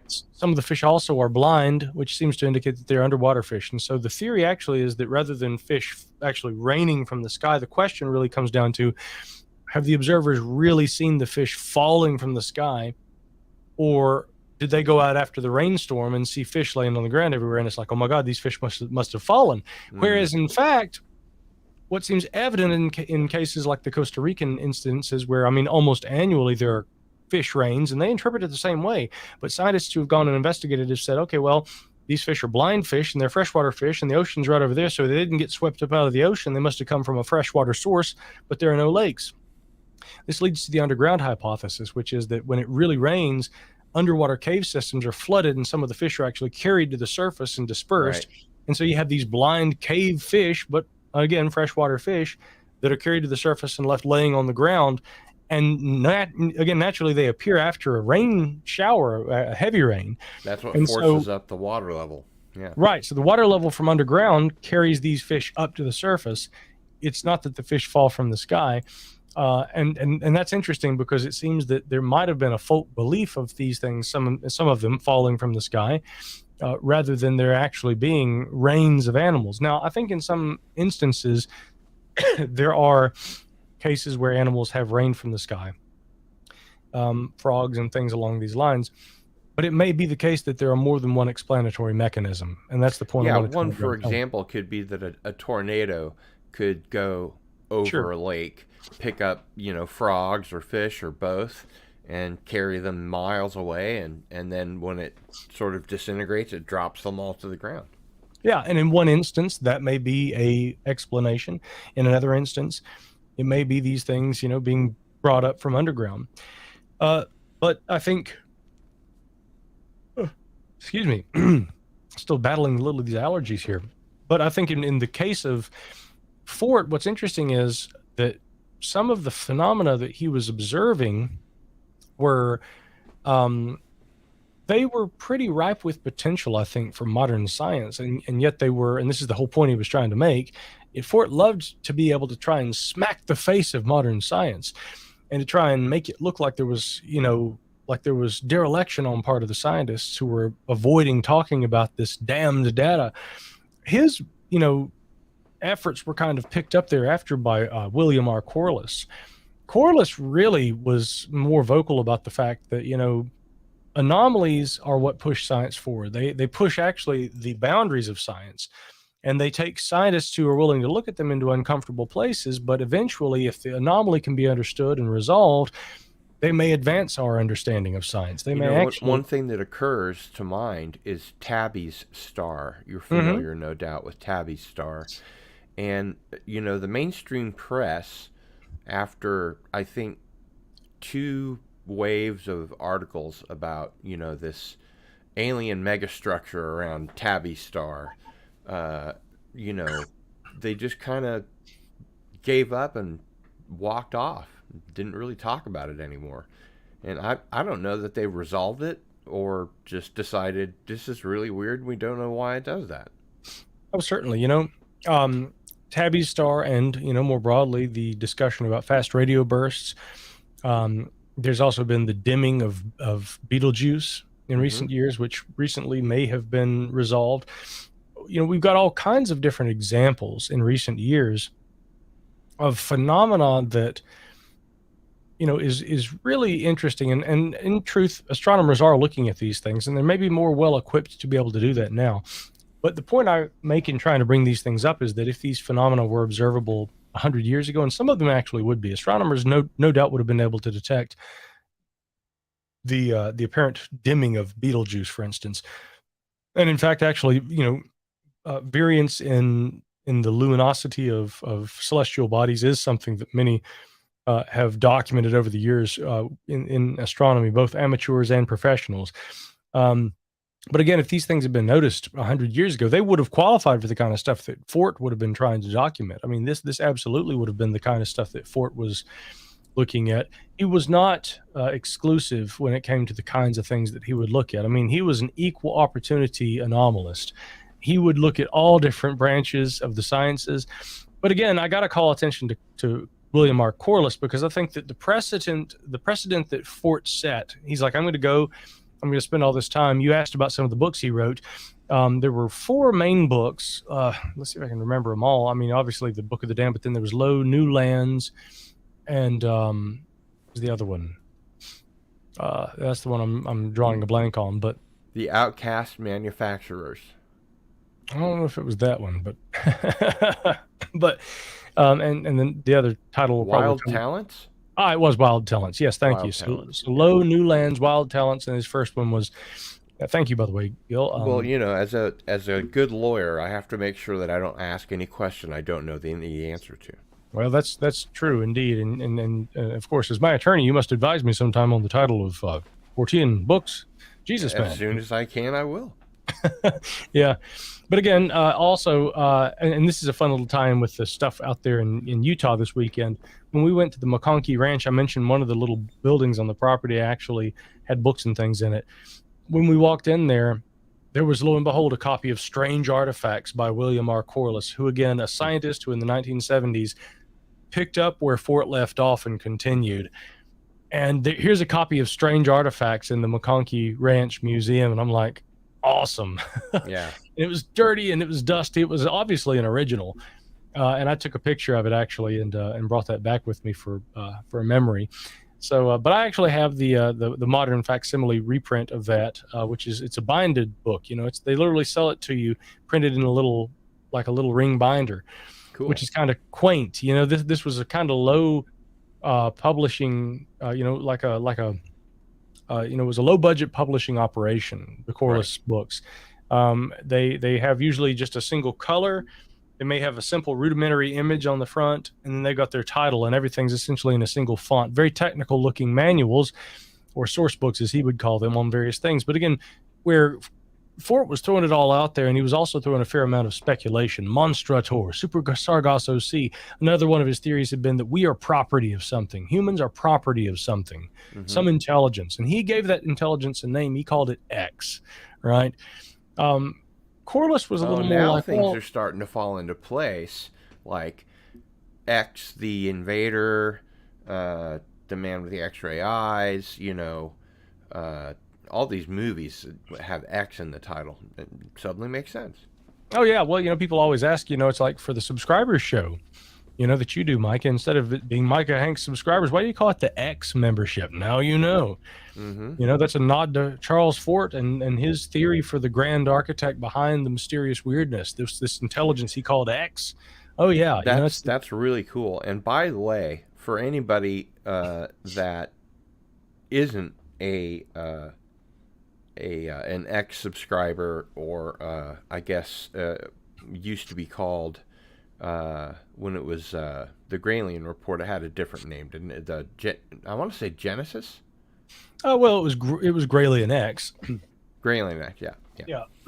But that's X. really, I mean, I listen to that every single episode, and it's thorough and it's enjoyable. It's entertaining.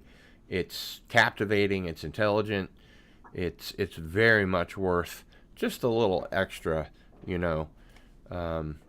And I have to say, there are a lot of places where you can spend your money with Patreon or on, extra content from podcasters, I really have to say that your extra content is as good as anything that's out there. Well, that's very kind of you.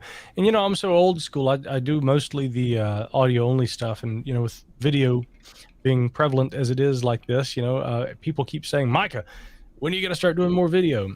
And so inevitably I'm going to have to upgrade and do some of that one day. But yeah, for the time being, I've always joked, I'm like, I'm a radio guy. I've got a face made for radio. People don't need to see me. I've got a microphone. Let me do the talking. I'm the guy with the voice, remember? Yeah, but video has long been a component in all this. If you remember back in the 90s, when the first webcams were starting to come out, Art Bell was in his studio in Pahrump, Nevada, and he had a webcam set up, right? So he loved technology. Yeah, he did. I miss Art Bell. I do too. And Art was kind of always on the cutting edge.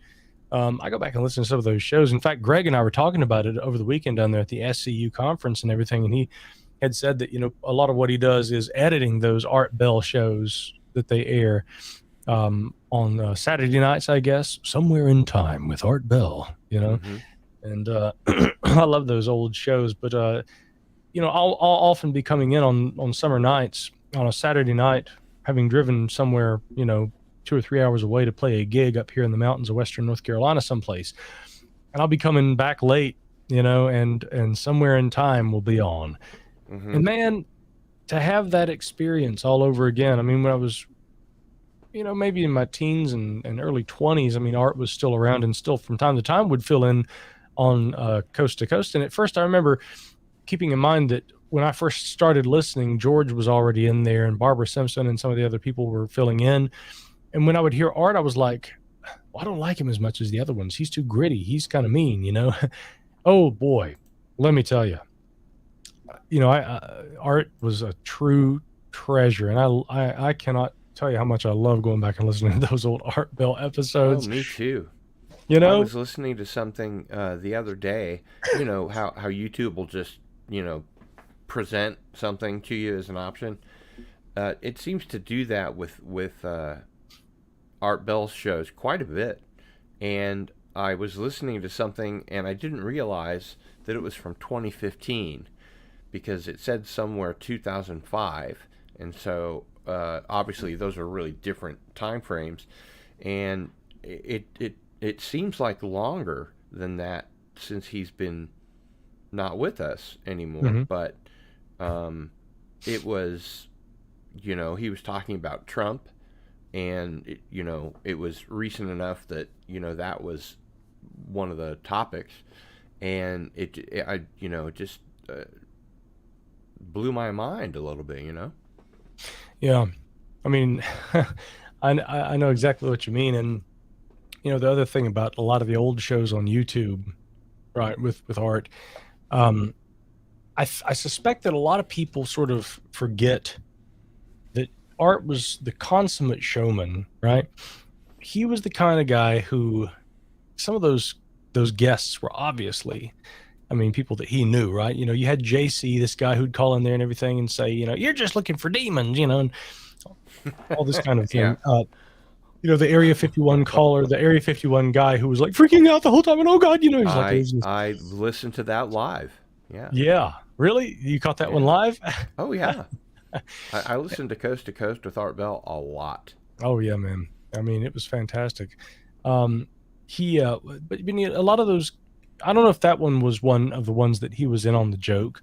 And the reason I would ask that about that instance is because if you recall later, that kid called back in and says, hi, Art, I'm the Area 51 caller. And he's like, you're the Area 51 caller? Yeah, that was me, Art, and I can prove it. And he said, all right, now how are you going to prove this to us, sir? And the guy does his thing and everything. He says, well, I could go into character if you like.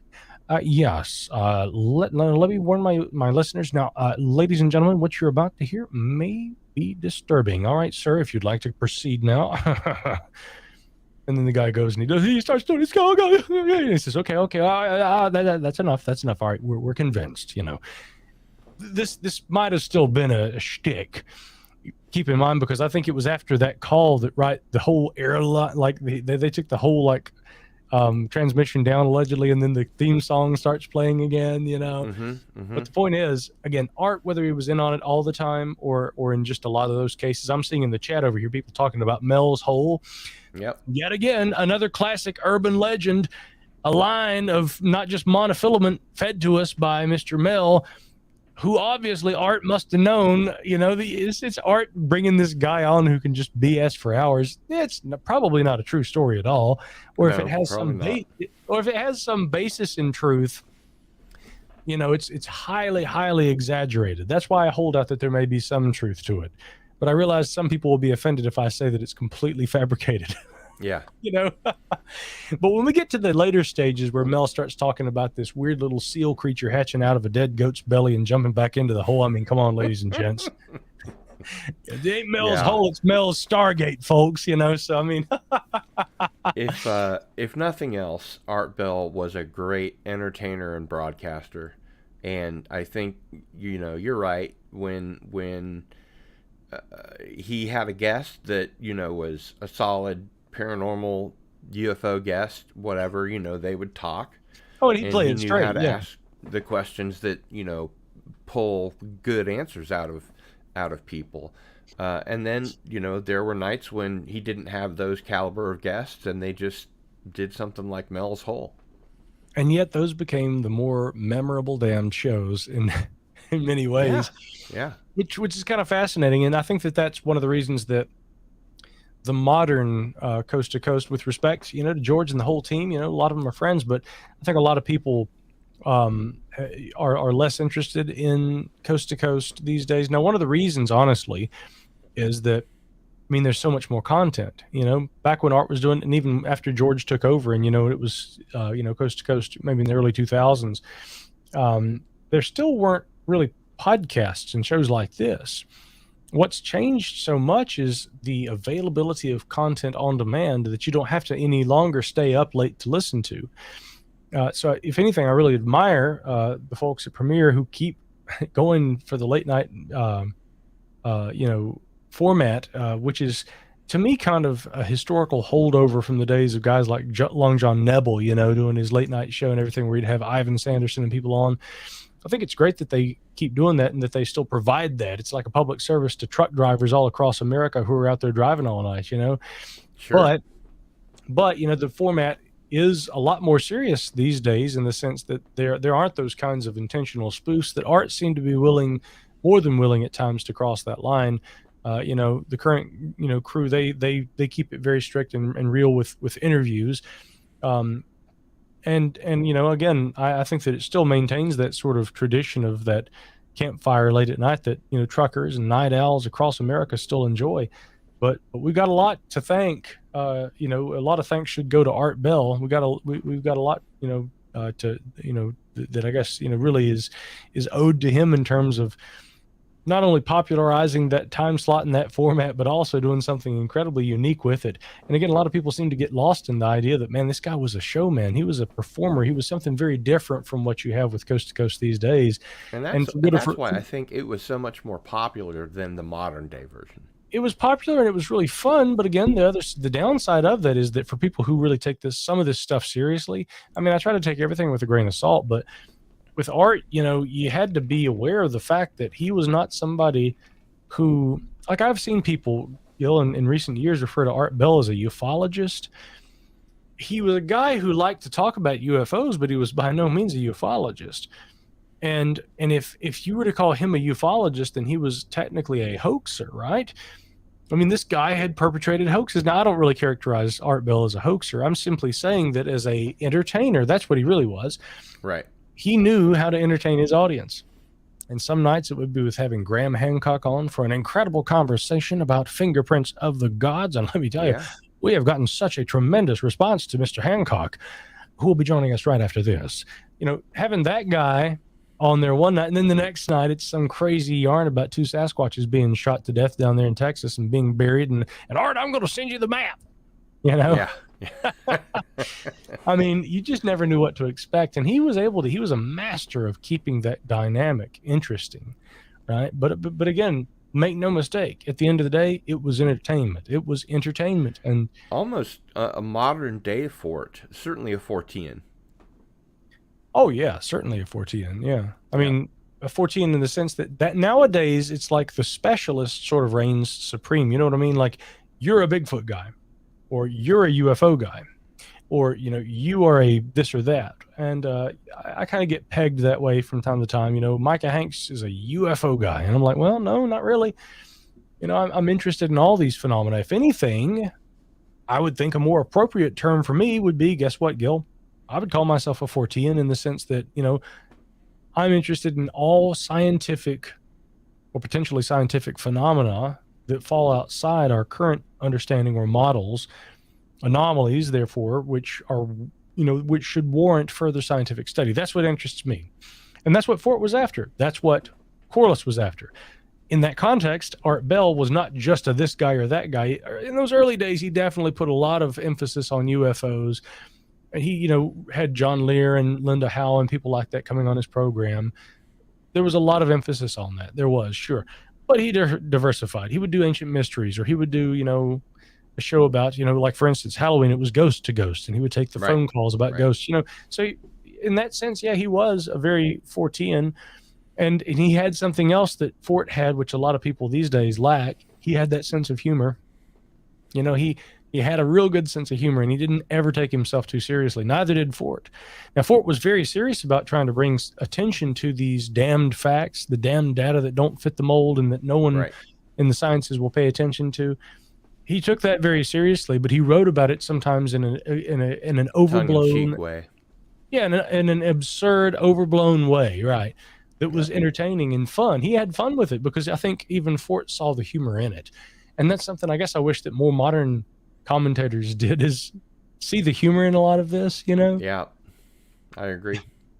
Right? I like agree. the notion that humans are the pets of some sort of an interdimensional or extraterrestrial intelligence that we aren't even aware of, that we can't even become perceive. a much more popular idea. Well, you got that zoo hypothesis. Maybe we are all, rather than pets, maybe we are all being observed, Well, I mean, the idea in the ufological community, I suppose, that,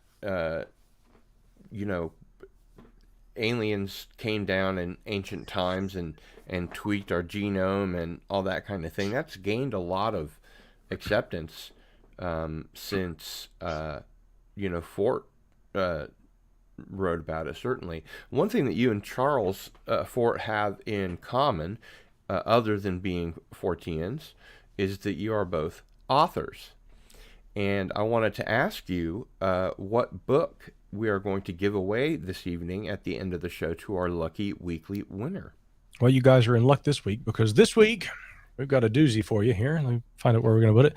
Ooh. Magic, Mysticism, and the Molecule. Now, this is the second edition of my very first book. And this book actually deals with the search for altered states of consciousness, ways of achieving those states, but also people, when they reach them, who claim that they encounter other forms of intelligence. And that's an specifically DMT and ayahuasca. Yeah, there's a lot of that in the book. The book actually starts with magical traditions. And the way that I like to look at this is that, in the pre-scientific era, human beings did the same thing that scientists try to do. We create vaccines so that we can have a fighting chance against a global pandemic, or, we try to engineer water filters so that we can purify water and thereby provide more drinking water for people. Or we might do any number of things where we take science and we use that to bend will, or rather to bend nature to our will, and thereby improve our lives. Well, in the ancient past, really, and anthropology teaches us a lot about this, ancient cultures employed ritual and magic to try and do the same thing. Hey, we observe nature being really mean to us. There are water, spouts and storms and thunder and things like this, tornadoes, or maybe the like thereof. There are droughts, and we can't grow our crops.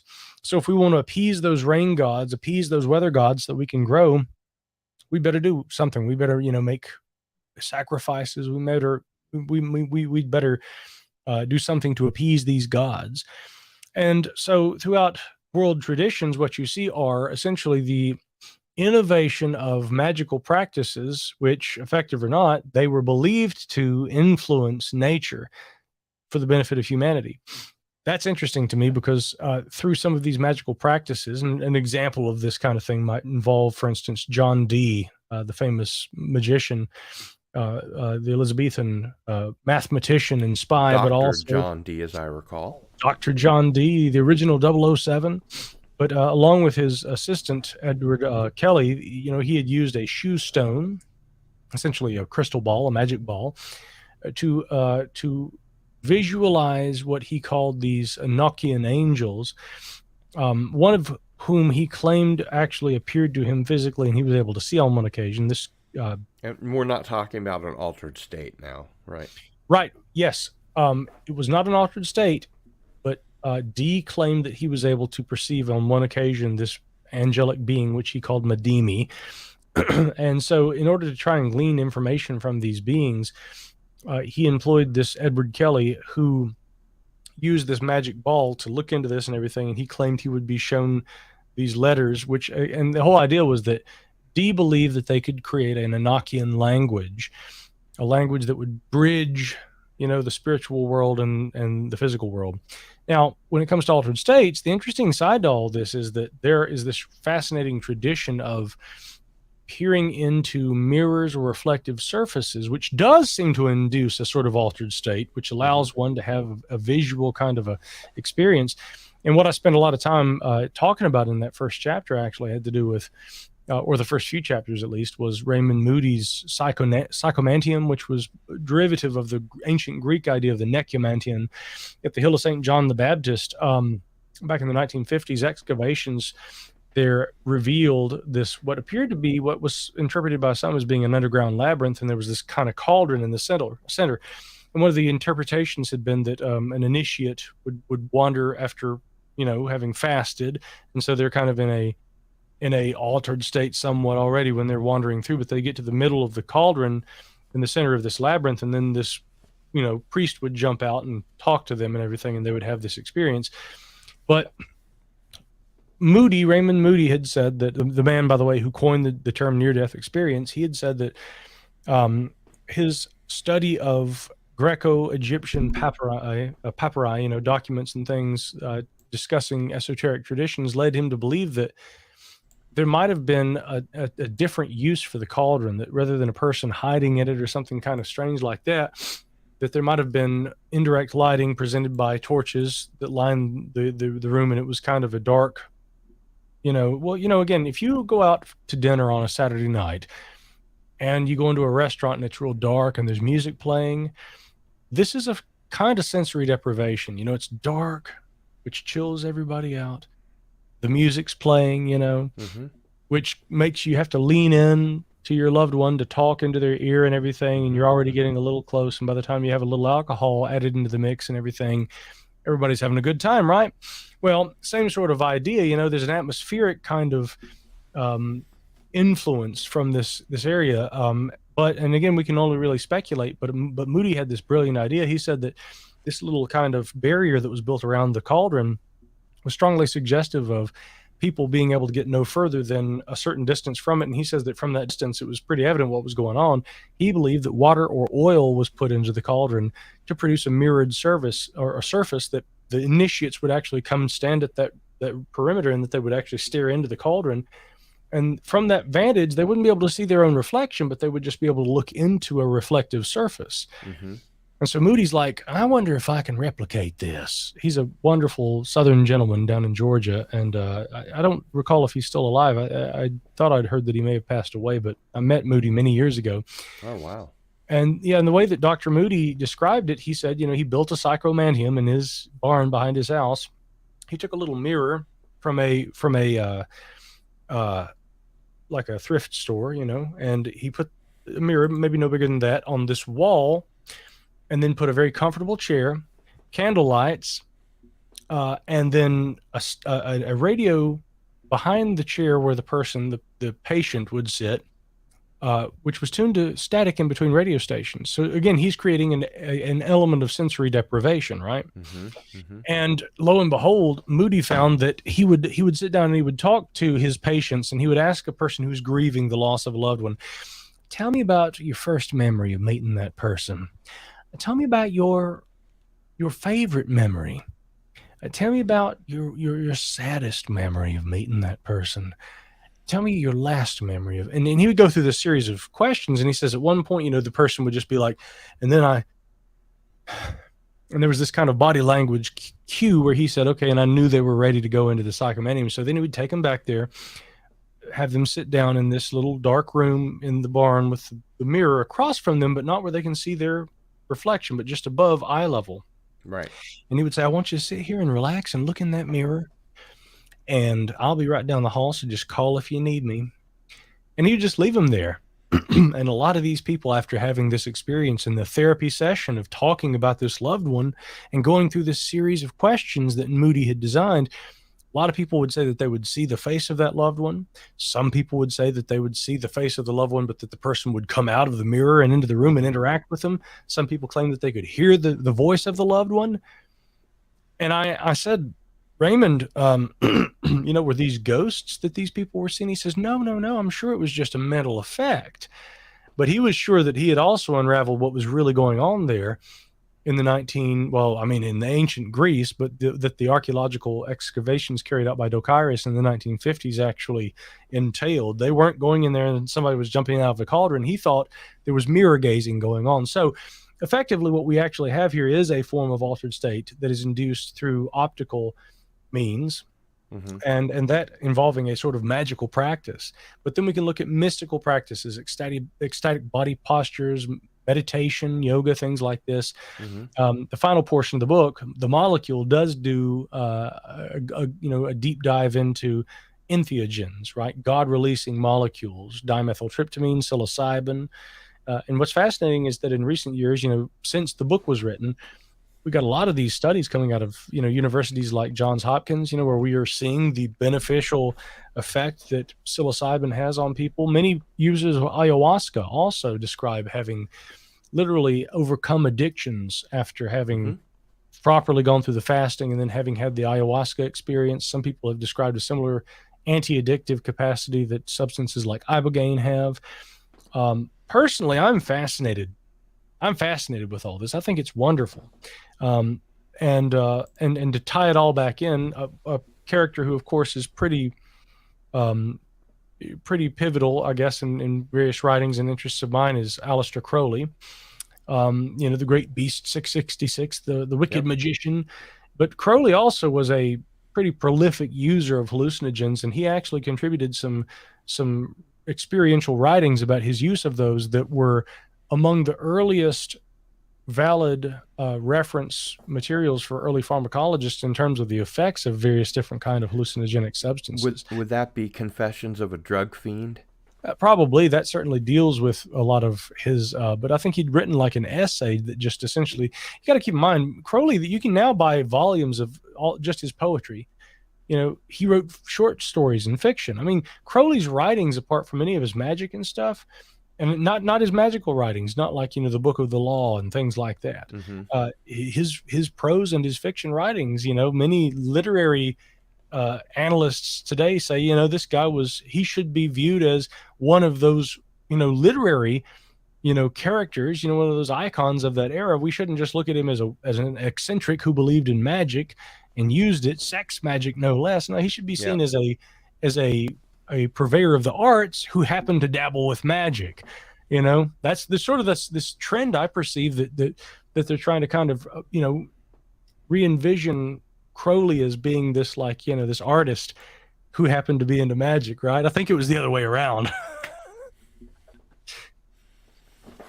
Yeah, I think that when it comes to Crowley, I think a lot of his personal sort of self-aggrandizement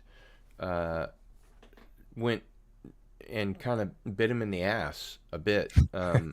Yeah. He had extremely religious fundamentalist parents and sort of rebelled against that by calling him the Great Beast and 666. He also called himself Paramahansa, Mm-hmm. and the effect that his work had on the occult, I guess you would say, extends to the modern day. It's the basis of most magical systems, including tarot and all kinds of, sort of sidereal things. Mm-hmm. Um, and a lot of people forget that he was a double agent for the UK in Second World War. That he was a prize-winning mountaineer. You know, they just kind of focus on the negativity, and I think that he sort of in an effort to self-aggrandize to make himself famous and a popular author, I think that he maybe kind of stepped on his own foot. Yeah, it is possible. He had another magical name, which I believe was Perdabero, I think was the one that he went I've by. never heard of that. Yeah, and if you read the Confessions of Aleister Crowley, his autohagiography, right? I love how he kind of self-entitled himself to sainthood. I mean, again, this is another theme that just like Fort, just like Art Bell, Crowley had a tremendous sense of humor. And he's one of these characters who, like, I think the greatest humorists in the esoteric world are the ones who people don't seem to pick up on their humor. They just think it's weird or that they're weird people, and they seem to miss that humor, which is also inherently sort of the trickster component, right? Fort had that, Bell had that, Crowley had that, and there are others. I mean, and that's again why I kind of always have a sort of a humor, and I like that about guys like Adam Gorightly, Greg Bishop. Mm-hmm.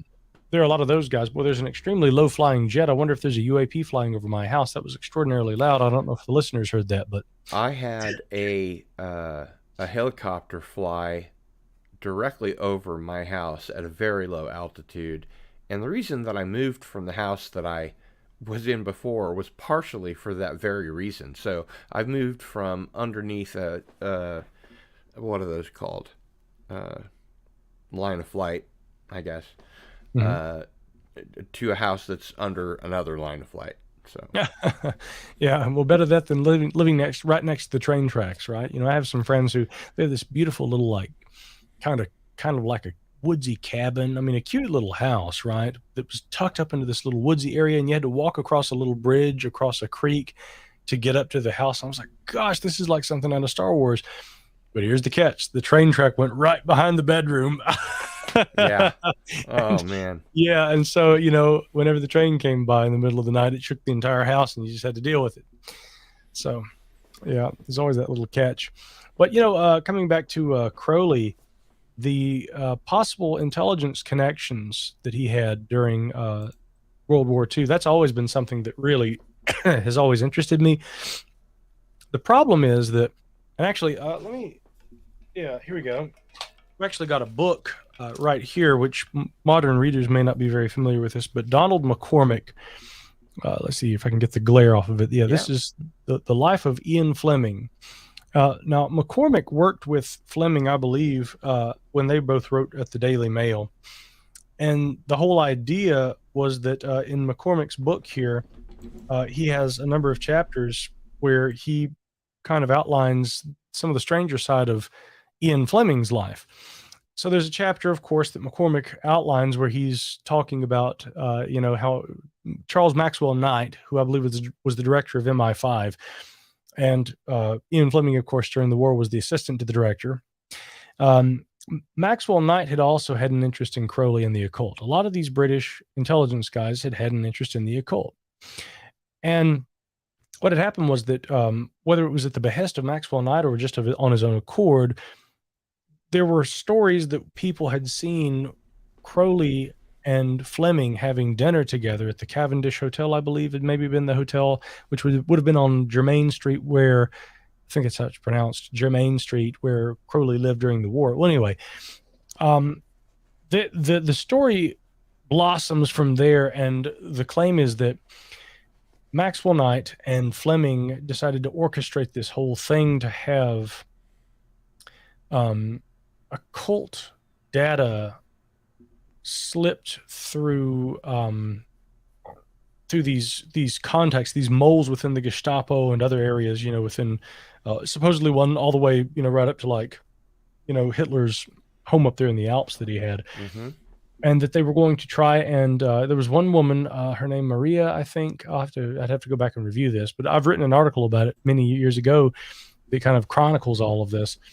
There was this woman though that was very connected with the occult, and Fleming starts kind of using her to get information, but he quickly begins to realize, we need a master occultist who can help us do various things. Like, for instance, they were going to try and fake horoscopes that were really malevolent horoscopes for Hitler, and they were going to take. And again, this is all well known that the Nazis, of course, were very interested in astrology and the occult. Oh, sure.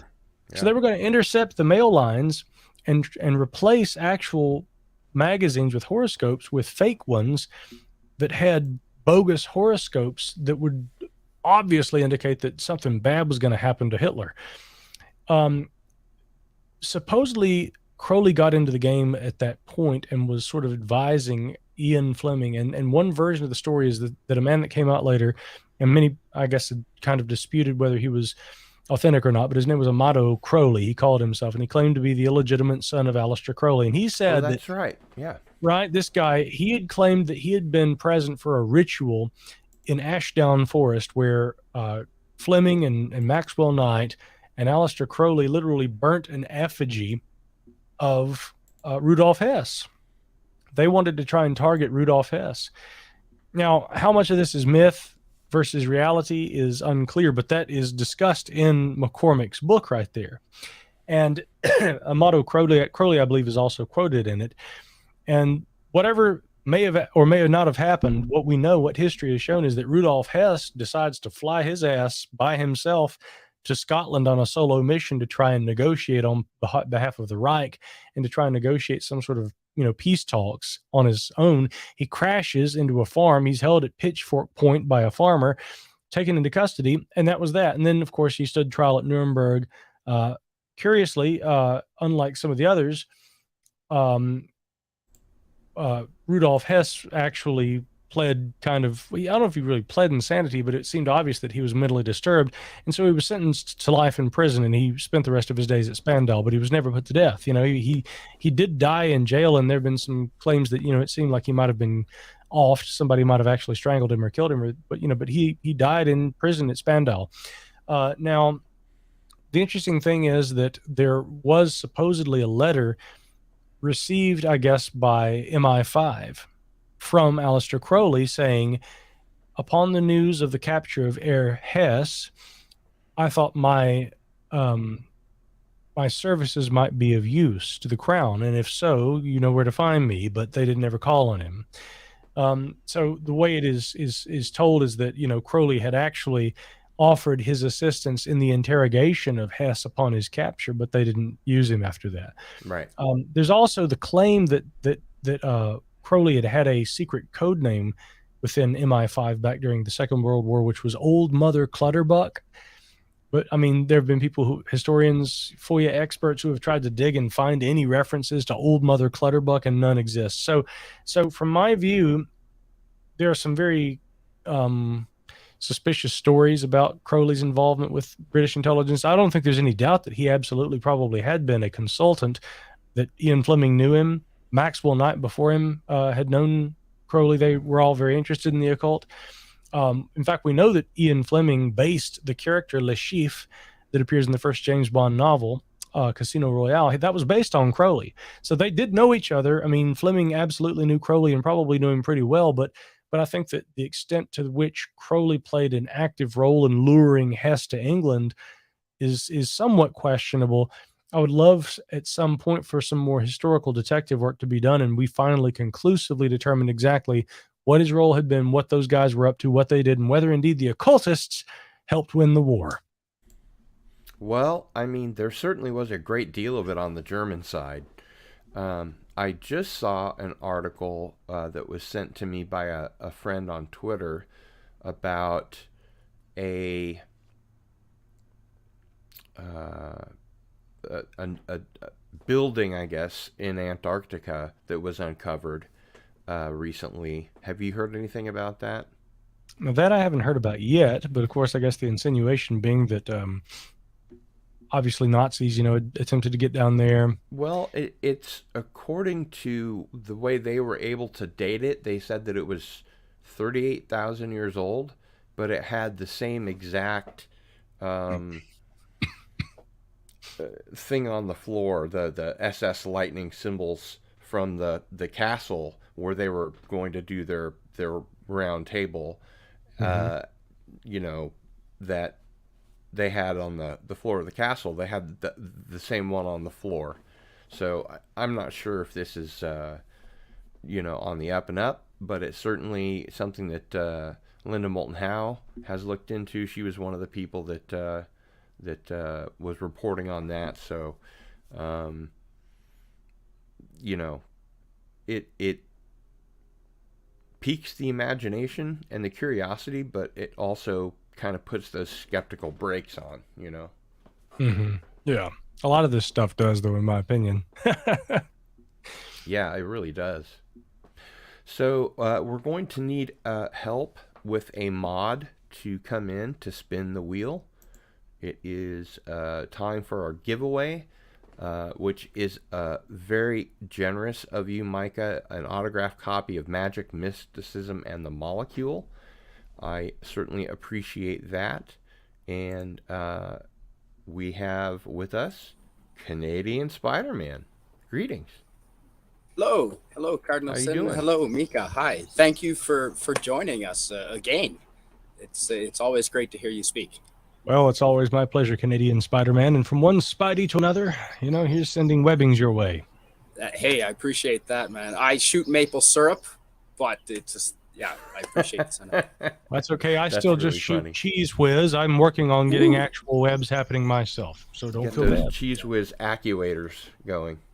I'm working on the maple syrup actuators. They've got mini pumps. They've got one of those camelback. One of those. I'm working on it. Yeah, Cool. Yes. Cool. I believe Jill has the wheel. I can't take credit for populating the wheel. Anti-derivative Jill has done that. Okay. So let me just show off the shirt here and check on that in the private chat right now, Cardinalson. Very good. And that's, of course, the ever popular Cardinal Sins Mod Squad t-shirt, which is only available to mods. But another wonderful piece of art by Fet for Hire, who has done most of my graphics and work, and is very, very talented. Please subscribe to Fet for Hire. He recently got a merch store of his own, and it's definitely worth checking out. Yep. So he's we'll go fantastic. Add He does that a lot to of the stream there. And here we have our wheel. So when you're ready, With sound. let's go ahead and give that one a spin. All right, here we go. Right between the eyes.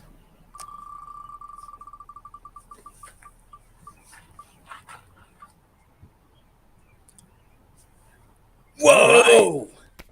Wow! That is fantastic. Congratulations. I'm flattered. Thank you. No, I'm stoked. This is fantastic. I don't have this, so that is awesome. Thank you. I think that game was rigged. We got to try it again. No, I'm just kidding. Well, I will say one thing. I have mods that do every stream every show that I do. I have like 5 different shows that I'm not paying very, very good attention to at the moment, but they win, and it seems like they win more often than not because they're always here. So, but no, it's not rigged. Congratulations. Don McDouglas wins a lot too, I think. He does.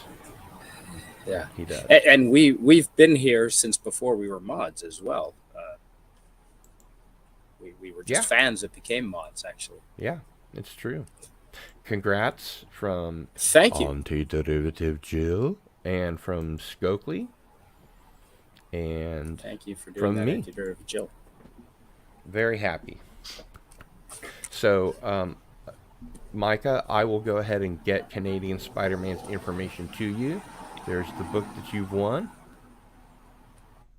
Very nice. Yeah, so we'll get that in the mail to him very shortly. And with my compliments. I did want to ask, that is did fantastic. you get Thank you. the Ghost Rockets book in the mail? Yes, that Okay. indeed, that has been shipped off a little late because, well, there are a lot of factors, but also my travel schedule. So, but yeah, so that should be coming in just the next few days, hopefully within just 1 or 2, I think. Okay, great. Because I've gotten a question about that. Skogley says, I've won 3 times.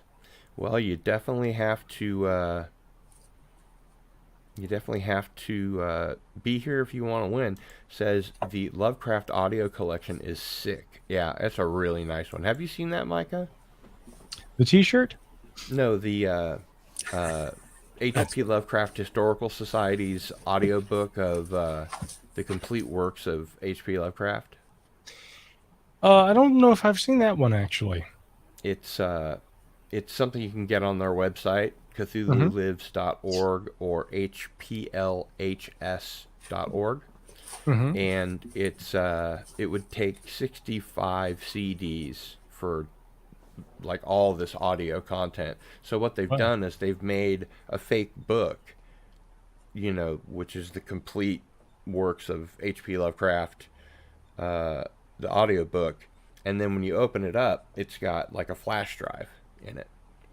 And the guys that run the HPL Lovecraft Society, the HPLHS, have just read all the stories. And if you get the deluxe edition, it has all the stories that he ever collaborated on with people as well. Oh, wow. So that's the one that I got. And I think that's pretty cool. Oh, that's definitely cool. Gotta love that Lovecraft. I just have to find time to listen to them now. Oh, yes, that's the problem. It's always the problem of trying to find the time. Yes, it is indeed. Well, Canadian Spider-Man, thanks very much. I'll pop out. Thank you. And if I have questions while I'm reading the book, can I just contact you directly? And you sure can. Yeah, as a matter of fact, right here you'll see I've got at Micah Hanks on Twitter.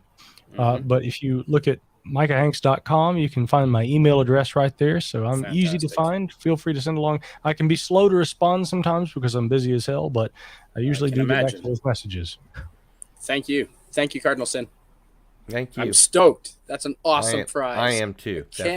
Every week there's really giveaways, folks. Yeah, sadly, my travel schedule is much lighter now, so you'll get your book a little quicker than the last participant did, but they're both on the way. So I'm just honored, and whenever it shows up, I'll be happy to receive it.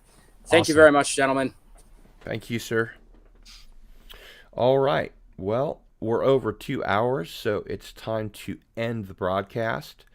I do want to thank you again for being here, and we'll see you on the second Wednesday of next month.